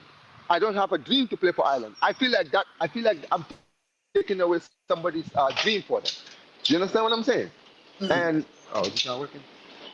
Basically, I don't want to steal somebody else's dream, so I'm just gonna say I'm not gonna accept a call up because I don't want to play for the Irish national team. Now that's a guy who understands what it means to play for a nation, bro. It's a pride thing. He understands that he wanted to play for England. He always wanted to play for England. He didn't want to just Ireland as a second option. And that's what I've always said. So even like when I saw like white South African players, so like I remember in 2006 when I watched the Angola team, Northside, right? I saw a lot of like light-skinned white players in the Angola squad. I was like, yo, you know what it is? I respect that because these players clearly were born in Angola and they have a pride to play for the nation. That's why they're playing for the nation. If you have pride to play for your nation, bro, whether you're black or white, whatever color you are, bro, if you have a pride for that nation, you want to play for them, bro, nobody should be ever judging you, bro. I've always said that. And that energy is for everybody. It's for everyone, bro. Yeah, but unfortunately, bro, the reality is, the reality is players they look at their career as a career, innit? They look at their time in the game as a career. They want to make the most money. I get it, innit? I'm just saying I would like to see more of the talent that could play for African nations play there. They want to play for England. They want to play for Portugal. Then I use Portugal more so people don't say, oh, you're bashing this nation. I use my nation more as an example. But at the same time, it is what it is, bro. You know what I'm saying? It is what it is. People have the right to make the decisions or whatever. I would just like that. Because I feel like sometimes a lot of people do sleep on that AFCON, and it's because of the lack of big names or the lack of quality and stuff like that. You know what I'm saying? And other international competitions as well. I think people respect Copa America because they know that a lot of the biggest South Americans play for their South American nation, isn't it? So that's why they know Falcao was going to represent Colombia. They know that James is going to represent Colombia. They know that Duran coming through is going to represent Colombia. Do you know what I'm saying? They know that all these borders are going to represent. They know that Vinicius Jr. is going to play for Brazil. And I know Brazil are a massive nation. But do you know what I mean? They stay there, so then it brings more eyes. I think what's missing from the AFCON is the fact that our biggest players don't play for our nations. Yeah, I'm saying, and that's the only thing. I think that then the AFCON would be a lot bigger, man, because a lot of the biggest stars in the world continue to be a lot of African players, and I'd like that. You know, I'm gonna every time it comes around, I'm gonna cover the AFCON even more because I like to put more eyes, or as much as I can, obviously. You know what I'm saying? I'm not a huge channel, but as many eyes as I can more on that competition because even I have to admit to a degree, I wasn't always paying the most attention to the AFCON, you know, because it was always more Copa America, Euros, World Cup. So that's all it really is. Man, them don't need to turn it into a race talk or anything else like that. No one talk about no racism stuff. You know what I'm saying? No one needs to turn it into that. It's not about that. It's just about, you know, we'd like those nations to have their best talent. And at the moment, there's a few that do, and then the rest suffer because they go play for other clubs, other nations. Because they choose to play for bigger nations, bro. This is why, if the rumors are true that Mason Greenwood is willing to switch to England to Jamaica, I hope that obviously it's Greenwood's decision, but I hope that Greenwood played for Jamaica, bro, because I seen this guy's talent, and like he's one of the best young players who I've seen, bro. He's one of the best young players I've seen, and I want him to see him playing for Jamaica, and I would like that. And also, Revel Morrison, innit? Revel Morrison, because he didn't hit the levels that was expected. That's why he plays for Jamaica. If he became the player that he was destined to become because of disciplinary, trust me, he'd be playing for England.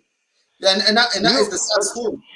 And you know what it is also, no, sir? Let me tell you something, right? A lot of these players, like I use Benzema as an example. You see, when it comes to Benzema, I think when it comes to Benzema's career, he understands that if he had chosen to have played for Algeria, he would have arguably been the greatest player to ever play for Algeria. You understand what I'm saying, right? For some of these players, they don't understand, bro. Yes, you can get all the money from these nations, but I want you to understand, for some of these nations, all you're going to be is a footnote.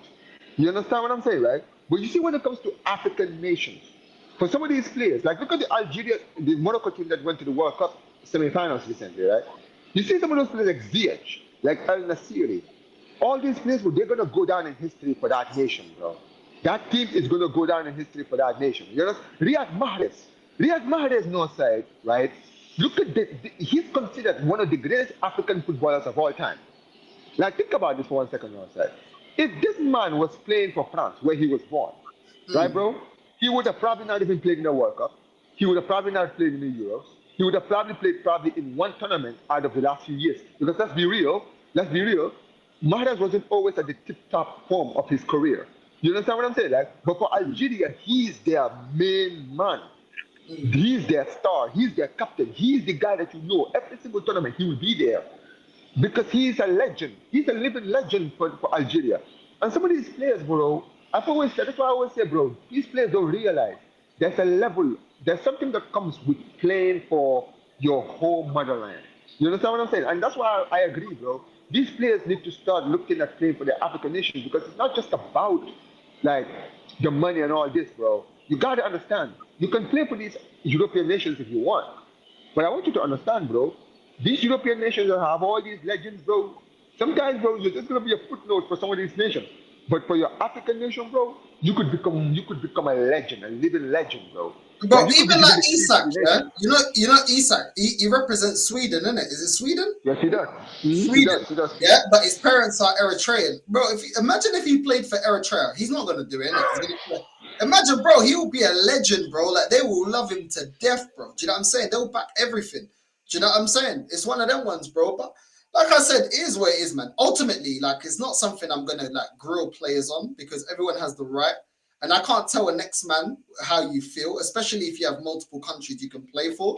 You may be born in a country and that's all you know and that's all you have been around. And maybe your parents haven't taught you, you know, like, for example, like I know some parents that are from the culture that I'm from, and their kids don't speak Portuguese, or they don't really teach them the history of their culture. You know what I'm saying? Like, I would just always have that inkling because of the music. I love Kizomba, I love Samba. I love the music from my culture. That's what kept me very connected, because I love the music, innit? And through the music, I was always connected. And through the clubs and stuff like that, and the parties and the way that we celebrate things, it's just, the culture kept it very strong for me to be very connected with my culture. But not everyone goes through that. So somebody else that may be from where I'm from, yeah, and hasn't gone through that, and their parents haven't taught them. Like, for example, my mum was born in Angola, yeah? I know more history about Angola than she does. And I was never born there. Do you get it? Because I did my own research. Some people are not taught that. So that's what I'm saying. Like, everyone has their own story. People may say, oh, but you're from here. Yeah, but they may not speak their language. They may have never been taught about the history of their people. They've never had a family trip to go back. Then it's harder to establish that. So I feel like, personally, like I said, I always keep it honest. Everyone has the right to do what they want, innit? Yeah, I'm saying if you're born in a country and you want to represent that, do that. I'm just saying what I think would be cool. And I think it would be cool for a lot of not just African countries, but Arab countries, etc., for their best players to represent them. I just think that would be really cool. And I think everybody would have a better product in terms of quality around different international competitions. That's what I think, innit? But it is where it is. It doesn't matter what I think. Doesn't matter what Omar thinks or King, really and truly, because these players are going to pick whatever is best for them. So it is what it is. We're just giving an opinion what we think would be cool, not just for Africa, but for other international competitions as well. That when the football's off and we have those competitions, yeah, people look forward to seeing some of these players playing in these competitions. You know what I'm saying? That's all. So, yeah, man. Yeah, but no, sir, I will say this, right? One thing I will say is that there are certain African players who I have a tons of respect for. I think of like someone like Salah. right? Like the pride he shows whenever he plays for his nation, right? He's loved in the bro. He's adored in Egypt. You understand what I'm saying, right? You think about like guys True. like Mane. Like you look at someone like Sadio Mane, right? Sadio Mane, bro. Like look at the things like over his nation. Look at what he's done for us, like what he's done for like his hometown, bro. He lived in a small village. He turned his village into a town, bro, into like a mini city in Africa, in Senegal, right, bro? Like this guy's pride. Like you look at example I can use on our side. This guy, right? He had a chance to play for France in Euro 2016. Deschamps literally told him, "Yo, if you play for France, I will put you in that team in Euro 2016." He rejected France and chose to play for Senegal, bro. I love that, bro. I'm like, yo, this is what I love, man. This guy clearly understood, bro. This is about pride, bro. He wanted to play for Senegal. Senegal was his first choice. You understand what I'm saying? Right? You think about like that player who used to play for Spurs, the Cameroon player, Asue Koto, right? He also had a chance to play for France, bro. He refused to play for France and then play for Cameroon. Because he was like, yo, at the end of the day, I dreamt of playing for Cameroon, not France, bro. I am Cameroonian. I may have been born and raised in France, but I was born to Cameroonian parents, bro. I speak my Cameroonian language. I eat Cameroonian food, bro. I'm more Cameroonian than I'm French, so I'm not going to play for France. I love that, bro. So everything that you're saying is true, bro. Certain footballers, they understand what it means, man. They understand what it means to put on. But also, you get scrutinized sometimes. Like I'm gonna keep it 100 right now, yeah. And I am gonna criticize some of the Africans from where I'm from. Like, cause I'm born in England, they'll be like, "Oh, you're English," and I'm like, "But I'm not English, though." "Yeah, but you're English. You was born there." I'm like, "Okay, so my parents' heritage doesn't exist." "No, you're English." So I'm like, "Okay." So if I made it, should I represent England? But then if I represented England, they'll be saying, "No, but why are you not representing your mom's country?" But you're telling me that I'm not from there. I don't even have an English passport. I got a Portuguese passport. I don't even have an English passport, bro. And they're saying, "Oh, nah, but you're English." So you know what I mean? It's something that it's like, bro, some people are going to call you English because you was born in England or whatever other country outside your country. And then other people are going to say, "Oh, you need to be like this, but you need to learn how to speak your language." You know what I'm saying? Or criticize you when you don't speak your language. You know what I mean? It's all, bro, it is what it is, man. People always got an opinion. Ultimately, we're here to, you know, everyone's got the freedom to voice their opinion. I think a lot of the times, I think the comments sometimes don't really help. You know what I mean? Calling me English and then telling me that, why?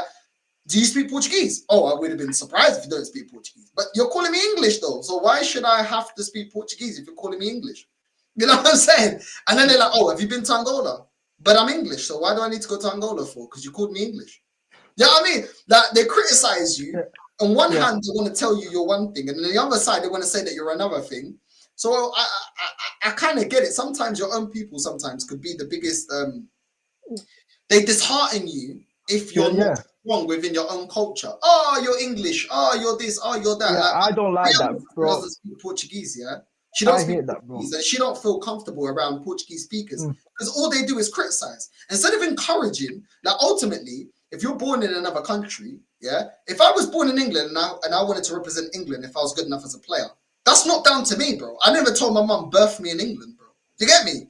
So really and truly, I didn't create the scenario, bro. My mum did, didn't it? You know what I'm saying? Yeah. But they'll use it against you, like, "Oh, no, you're English. Oh, no. Oh, Yeah, see, I hate that. I hate that bit. I hate that, bro. Yeah?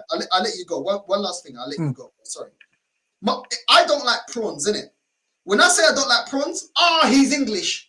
He's English. I'm like, there's bare English people that love prawns. Like, how is that in English? You're English. I'm like, bro, if I don't like prawns, I don't like prawns, innit?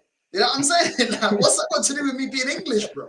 Like, loads of English people love seafood. Like, what does that even mean, bro? That's my own people. Do you get me? So, go on, King. You're going to say something. Yeah. I don't see. That's the thing I don't like, bro. Like, this is what I'm saying. Like, people think, it's like people think like they know you, bro. It's like people think they actually know you, bro.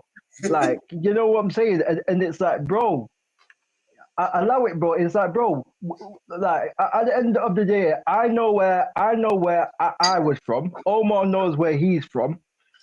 Northside knows where he's from, and Basie knows where he's from. So like for me, for me, I don't like that when people say, you have to do, you have to say more Jamaican words because you only know a few words in Jamaica, or you only know a few words in this language or in that language. It's like brother, like it's like brother. We can't help where we can't help. We can't help where our parents were from and that, you get me, because that's the heritage, that's their culture, bro. You get what you get what I'm trying to say, bro. Like for me, yeah, I know more English words, yeah, but I can speak Jamaican. I can speak a few words in Jamaican, but I can't speak more Jamaican words than English. So, yeah, but people would say to me, "Oh, I'm not Jamaican because I can speak more English words than I am Jamaican, bro." Like, come on, man. Like, But that's the story of a foreigner, yeah. Yeah. You're too foreign to be English, and you're too English to be foreign, bro. That's how it is. You get it on both sides, bro. Do you get what I'm saying? When you're English, nah, mate. You know what I'm saying? Nah, this and that. Or if the economy is this and that, nah, you lot, And then when you go back to your own people, oh, nah, look at this one, English, bro. Look at the way he speaks English. How's he got an English? Ah, English. Look at me, don't like prawns. Oh, look at me, don't like this. Oh, like English. It's actually quite funny, bro. Like, it's actually, I laugh at it, innit? I don't take offense because ultimately I got a Portuguese passport. When I got, well, my mum did, because obviously she had to declare I'm alive and etc. I signed my birth certificate. It never said, does he like prawns? If he doesn't like prawns, we're not going to give him Portuguese passport. You know what I'm saying? Is it what kind of stupidness is that? But they did to me though. They asked me if I like cheese or not. I'm Dutch, innit? No. But you know what it is though, like you see with me in Holland. So I grew up in Holland, innit? I've got a Dutch passport because I was born there. Alvin froze. I froze, man. Hold on, let me reset this. Everyone's gonna get kicked out. 1 sec. all right. 1 sec.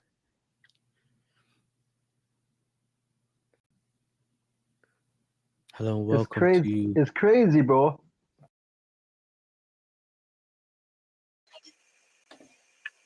Go ahead. Man kicked us all out. Yeah. Well, when I reset it, yeah, when I refreshed the thing, because the camera went black, everyone gets kicked out. As soon as you laughed, yeah, carry on, yes, as soon as you laughed, that CPU froze. You know what I mean? On that computer, just said, "Nah, I can't handle it." But you know what it is, yeah.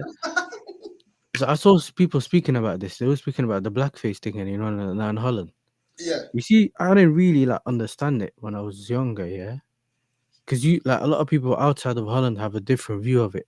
So they look at it like the blackface, the racism thing. Do you get it? Yeah. But you see how when we grew up in Holland, it wasn't racist. Okay. Because you know why? So basically, you know this the Santa Claus thing. Yeah. So they used to tell this. They had this whole story thing where Santa comes from Spain on a boat, and he brings all his workers with them. Yeah, bro, I swear down. So on they used to celebrate the Santa Claus thing on the 5th of December, which is nowhere near Christmas, obviously, innit? But what happens is the reason why. So they would be all white people, innit? But the reason why all the workers were black or had the black face. Yeah, St. Nicholas. So they had it, yeah. Basically, it's from coming in through, what's that thing called? The chimney. Because they used to come through the chimney is where they got the black face from. Do you get it? So we kind of knew.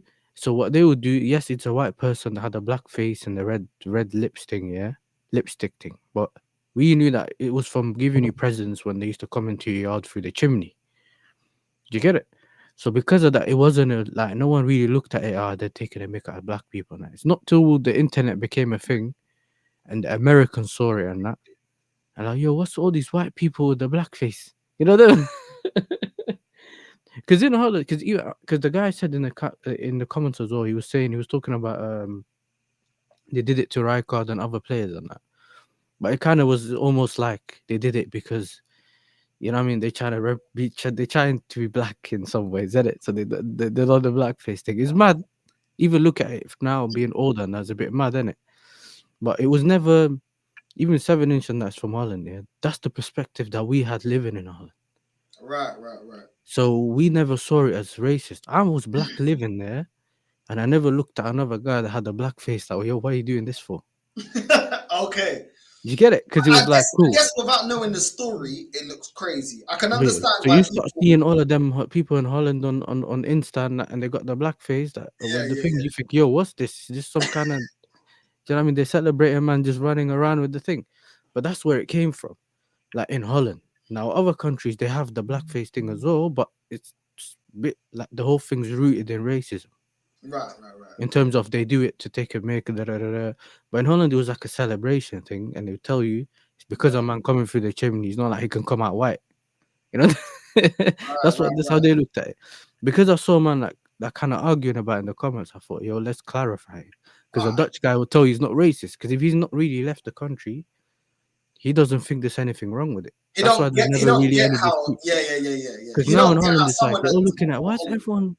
This is the thing in Holland. They're looking at it like now, like, well, why is everyone always beefing us about this blackface thing when we never had issues with it? And some of the nicest people I've ever met in Holland, yeah, were white people, like Dutch people. My neighbor was Dutch. He used to fix my bike for me and everything. They used to make fries for me when I was younger. Because our dad never lived with us, innit? So just my mum and my brother. Right. So they always saw my mum like single mother with 2 kids, whatever. So they always used to see us. Bro, I was the only black person in that road, yeah. Do you get it? The only black people in that road. And eventually, the whole road like was like proper nice with us. Do you know what that reminds me of? Yeah, what you just clarified reminds me of when when there was Spanish lessons at school, and then the teacher would say like, oh, like, you know, like, I don't know, this microphone is negro, for example, and they'd be like, what, nigger? What did he say? He said nigger, and then obviously because I speak Portuguese and we have the same word for black, negro.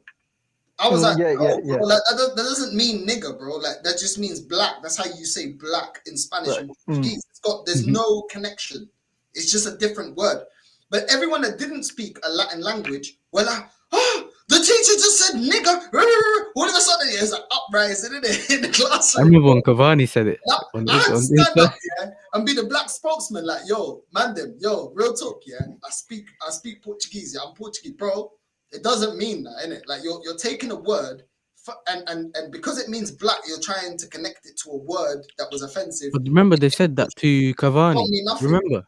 Huh? Do you remember when Cavani, when he was at United, he called someone Negrito or something? Yeah. And then they that's not him. Yeah, like, you know, and he's like, trying to say, yo, that's what in South America, yeah, there will be like, they're like morenito or negrito or something like that. That's not an offense. Like, they'll call me that, and I know that's not an offense because we can use the same word. That's not an offensive word.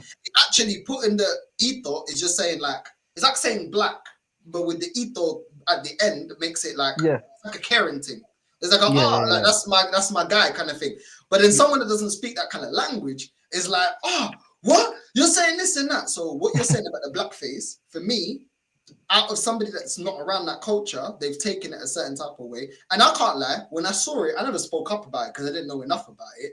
But I was like, why they got blackface? Because I was thinking about the American blackface that was to take the nick out of. Yeah. So it was like people were trying to connect two things, just like with the blackface from America and you lot celebrating the people come down from the chimney and stuff like that, and connecting that with negro in Portuguese or Spanish and nigger from America and the English speaking and what that word it's two different things, isn't it? And I think people saw a similarity and ran with it, which, you know what, I didn't know the whole heritage about the blackface thing. So you've educated me. I didn't even know about it. Because for me it was the opposite as well, seeing it as someone who was in it and seeing the way people reacted to it. But then also when I moved out of Holland and live in England, but then seeing how other people react to it, how we would react to it if it happened to us now, whatever, it kind of gives you like a different perspective. But it's true though, like the Dutch people are like some of the friendliest people you ever meet, yeah, until you break the rules. Because them man love the rules. We follow all the rules. Brother, yeah, when I was younger, they'll turn into Karens quick, yeah. But just because universally they know that everyone follows the rules, innit? I remember when I was younger, they started implementing rules and that. Like, if you spit your chewing gum on the floor, 300 euros. You know them ones, if you throw rubbish. So no one would do madnesses in Holland. Like, bro, imagine Holland's clean. Have you been to Holland? Never. I've never been. Clean. I have. I have. Don't forget Amsterdam, because Amsterdam stinks because the what's it called? The canals and that, yeah. If you go Rotterdam and other cities as well, it's clean and everything. And look, even Seven installed you, blood. We love the rules. We You know what I love mean? the rules. He's Yeah, we breaking the love them. rules by putting his name 7-inch in the first place. You know what I'm saying? He don't love He's the the rules. Ajax fan. That's what they do, innit? You know what I mean? That's the ones. But it's like at the end of the day, it's more like you kind of learn about it when you speak to people, innit? Kind of learn about other things. But who's this guy with no glasses, bro? It's good that you're Bro, talking bro, about it's your. here, but I'm not wearing glasses because I'm out walking in it. Look at this guy Did you looking break at them? Baltimore. What Kim you and Jay saying, man? made him break it, you know. Brother, Huh? I'm just walking, man. Allow me. Look at Bro, I'm Voldemort now. actually, You know what I'm It's saying? good that you bro, guys are listen, man. talking about Listen, like your Middle listen, man. I'm Eastern actually doing Peter my background. job, Griffin. bro. I'm trying to lose I weight, haven't bro. talked I'm like about my that fat cultural prick Griffin on background. the title, bro. You get me? This is what it is. Macy, where you actually from, Macy? I don't actually know. So basically, Northside, as you all know, like I was born in this country, England, but my parents are Afghani, so they were born in Afghanistan. MashaAllah. But then after there was like a big bomb blast in Afghanistan, my parents had to go and live in England and start a life there, and I was born in this country, and I came from a well-respected family because they taught me the most important thing, and they said to me to never use the N word ever because it's wrong. Because I don't want to disrespect you guys, because you guys are like you are like the best of the best. Because if I say that word, then you'll just blow up. So I'm not gonna say that word ever in my life, never, because I'm a respected. I'm a well. Do you know what, Macy? Yeah, I actually thought you were Turkish, bro. I can't lie. I thought you were Turkish. It's just One of my Galatasaray. friends, yeah, I is do Turkish, kinda innit? He's Turkish and Kurdish, yeah, and you look a little bit similar to him. So I was like, oh, I think Macy's Turkish. And then you always talk about the Turkish thing. So I was like, maybe it's Turkish. It's because the thing is, Northside, I do kind of look like Turkish. It's just I've been to Turkey like many times, like on a holiday, because it's because in the summertime it's always good to like go out and just relax yourself and just try and go and visit a new country. And that's exactly what I've done. I've been to Antalya last year. I've Was been it to nice? Istanbul. Yeah, I've been to Istanbul also. Like I've been to many places in Turkey, and it's really nice there. Like Do the they think weather. you're Turkish? Do they think you're Turkish and you're out there? Well, I mean, it's just the thing is like they kind of like it's hard for them to know that if I am Turkish or not. It's just like so when I was in Istanbul, I don't want to like say it, but I have to. It's just I got into a fight with somebody like previously. Was it Arteta in, Arteta out? No, it wasn't that. So basically, myself and my family, we were going to a Turkish shop first time. We were just wanting to see what it looks like. And then I was super tired. Like I was walking around the whole place and I wanted to like sit down somewhere. And when I wanted to sit down on a chair next to the shop, a man came up to me and he started shouting at me in Turkish, and I didn't know what he was saying. So I basically like argued back and I said, "What's wrong with you? I speak English. Like, are you deaf or something? If you got a problem with me, then say something." And then What Man the said, I'm hell, on bro? PS5. and then my family had to basically separate me because What are you doing, man? I was Bro, getting do anything. bro, I just by really the wanted to sit bro, down bro, and bro. just like I just wanted to sit down somewhere because I've been like my legs are tired and I've been walking all over the whole shop and I just wanted to relax, like sit down somewhere to comfort my legs. But it's just like Turkey's a nice country. It's just like the people in Turkey, they are nice, but some of them they can Yeah, start by the like way, I agree with him. Because I was in they Turkey can last start. summer, and some people ruined the image of Turkey. I'm not even gonna lie, bro. Like some people there ruined the image. Like Hassam, thing is, there was a time, Some yeah. was Uber Before you, driving out there and they didn't leave him a nah, tip. nah, nah. No, allow it, man. Hey, listen, when I was in Istanbul, I had the driver, alhamdulillah. I had a driver sorted for me, bro. You know, at one point, I went to Istanbul, yeah? My uncle sorted me a driver, and he was a police driver. Or a police, I'm not even kidding. Man was a police, and he's a driver for me, bro. I was well sorted when I was in Istanbul. Like, I knew you was a not secret year, 2 millionaire. years I ago. told you, man. I ain't no I told you, millionaire, man, man. about Love Zayla. me. No, man. I ain't no millionaire, bro. My uncle just know people. Bro, Yasser, you know this the word wasta? You know wasta? The word called wasta? Wasta is like, like a guy that hooks you up with things. Like, Yeah, the yeah, guy yeah. that gets, see, يظبط أمورك. Bro, Yeah. that's what it is, bro. You get me? So my uncle just knew him and just like was sorted, bro. You get me? But bro, no, listen, bro. With Istanbul, it's just like you have to go to the right place and be around the right guys, innit? Because like with Istanbul, bro, like some people do ruin image. Like there was one time I was in Antalya, yeah, and I'm trying to get like some taxi, bro. The way they price things in Antalya in the summer is fucked, bro. Like they have a fixed price, and if you can't lower it even to a minuscule amount, bro, like these men will tell you get out of the car, bro. At one stage, my friend said, "Calm down your attitude, or I'm gonna like take the photo and call the police on you." You know what my friend does? He takes the photo of the license plate of the taxi. The taxi driver gives us a middle finger and fucks off, bro. That's crazy. Yeah, I agree with Zay. I Bro, mean, like these Istanbul is a men, nice some of them are country. crazy. The Some are people crazy, there, bro. the people can be nice to you in Istanbul. It's just that they always can give you this kind of attitude. Yeah, exactly. Yeah. But that's what I'm saying. Some of these people that give the attitude ruin the Turkish image. You understand what I'm saying? I agree. Yeah, So bro. they And bro, think with about Messi, loud and of some soldiers. the thing is, Messi, right? Some of these Turkish people, the hatred are towards the Arab people, bro. Obviously, for the specific political reasons. Yeah. Because I mean, I'm not gonna get into it, but there was a huge thing that happened politically like a few years ago. And it sparked a massive hatred. Like Turkish have this thing in which they're better than Arabs in it, and Arabs have this thing they're better than Turkish. Like some of them, some people have this mentality, and I'm not one of them guys. Alhamdulillah, you know. But it's just mad, innit?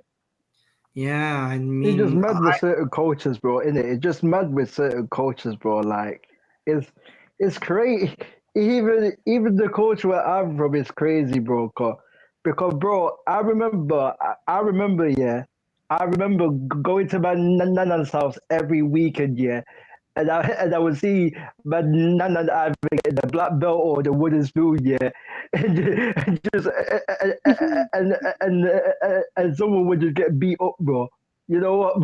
You know what I'm saying, bro? With the black belt, with the wooden spoon, bro.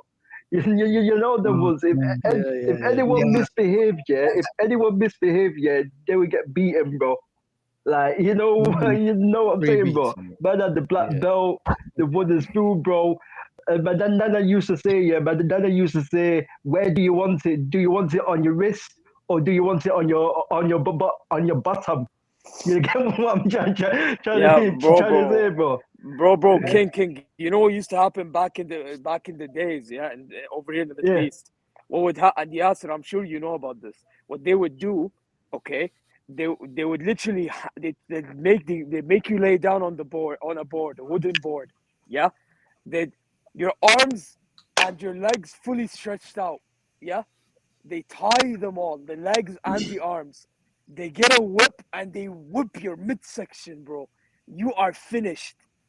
You are finito, bro. You think a fucking sandal in what Northside shows in Africa is anything, bro? A whip, bro. Allah ainik, bro. You're fucked. You're screwed. Look at this guy getting me You're demonetized absolutely as screwed. always. Getting me demonetized. How many times I said no swearing, filo da puta in Arabic? خلاص من يا Halas milku ba halas milku filo da puta. This no more swearing in English, filo da puta. You're always the one breaking the rules, man. For this, forget the whip. You're gonna get the Chanel in a minute. You're gonna get the Chanel. No, so finally, look, bro, the we wooden realizing spoon, about the the wooden rich spoon folk and the is black so belt Puta, days, give yeah, man was the every best. stream. I said, yes, sir. I said, Zid, don't stream. Fuck it. Yeah, Bro, fuck as if you this. don't swear on your channel. As if you don't Tell swear him on your Papa. channel. No swearing, porra. You swear Arabic It's only. like, okay, Foreign here, I'll languages swear in only. Arabic. Here. You want to swear in Arabic? Kills like, there you go. Not to me, Philip Puta. I'm saying about what he's talking about. No. You said swear Not in too Arabic. loud, you Come know. on, If you didn't forgot he's in clip, fine. Saudi, blood. You know what I mean? This You want to say guy, loud, bro. he's Man, Saudi. you tell us a long Bro, story I'm about how walking they in were a tipping him compound, for bro. Uber Who driving gives a in crap? Turkey and Antalya, bro. It is what it is, bro. You know what I mean? It is what Brother, it is. listen. Brother, listen, man. No, listen, man. Listen, bro. I'll tell you one thing, North. Although you are right, I do have to actually learn to swear in Arabic on your channel, not English, bro. The Arabic, But you know, for free. Any Yes, language. he needs that discipline, bro. He needs that No. Jamaican discipline, bro. The wooden spoon, the no, black belt. no, He no, needs no, that discipline, Yeah, bro. bro. no. The only way, No, this on a is real. the only thing Zayn understands this, yeah? Threats of violence. No.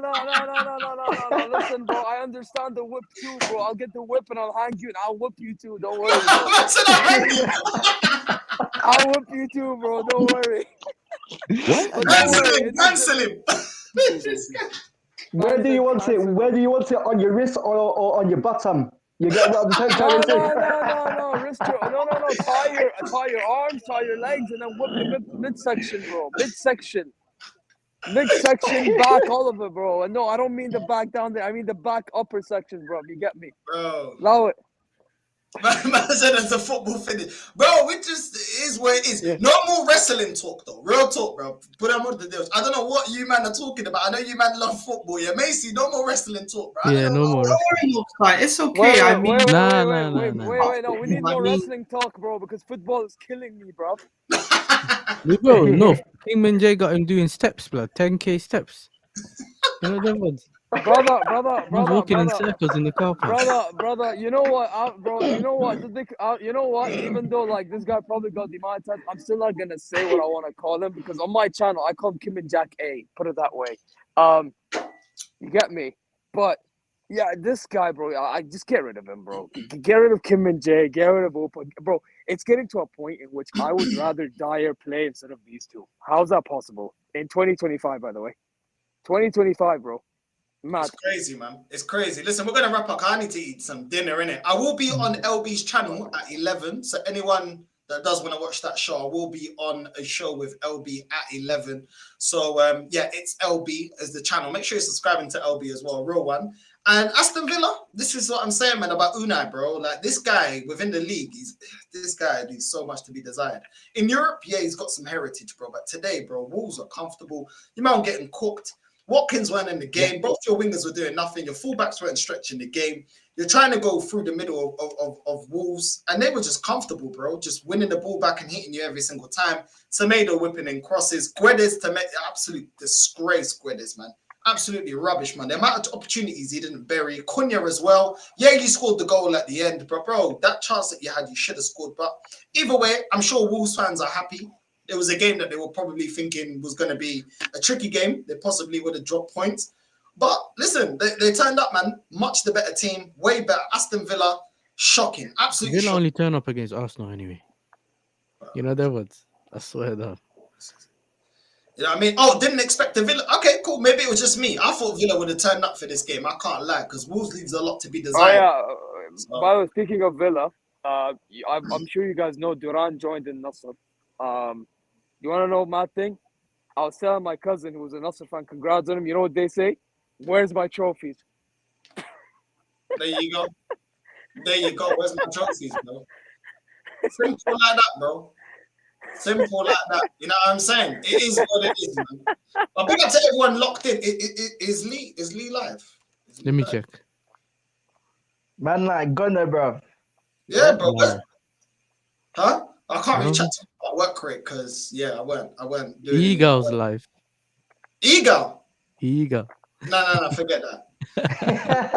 1 second. Forget that. I thought he was. Man don't want to hear the positive talks, bro. Man don't want to hear the trust the process. I think Judge Super Mo's duper big. live. Man don't want to hear. Yeah, it's only You Judge know Mo what I that's mean? live. Now I see that PSG guy's live. Oh yeah, PSG, yeah. They just played Stade de Bras and Oh, Lee Reacts. Hold on. When's Lee Reacts going live? 9:45. All right, we're redirecting to Lee. Real Madrid versus Espanyol That's with not coming Dave. until what 7:30? Well, 7:30 now. So, Yeah. He's still not live. It was for 7:45. It's now 7:50. So yeah, we're gonna redirect to Lee. Real Madrid versus Espanyol. Northside raid on the way in. Big up to everyone that's locked in. Big Northside up, raid. people. And we're out, Big up, man. man. Love everyone, and we'll see you lot tomorrow. I might be doing an Arsenal watching them. We'll see. We'll see. ooh, Love. we will be there. United.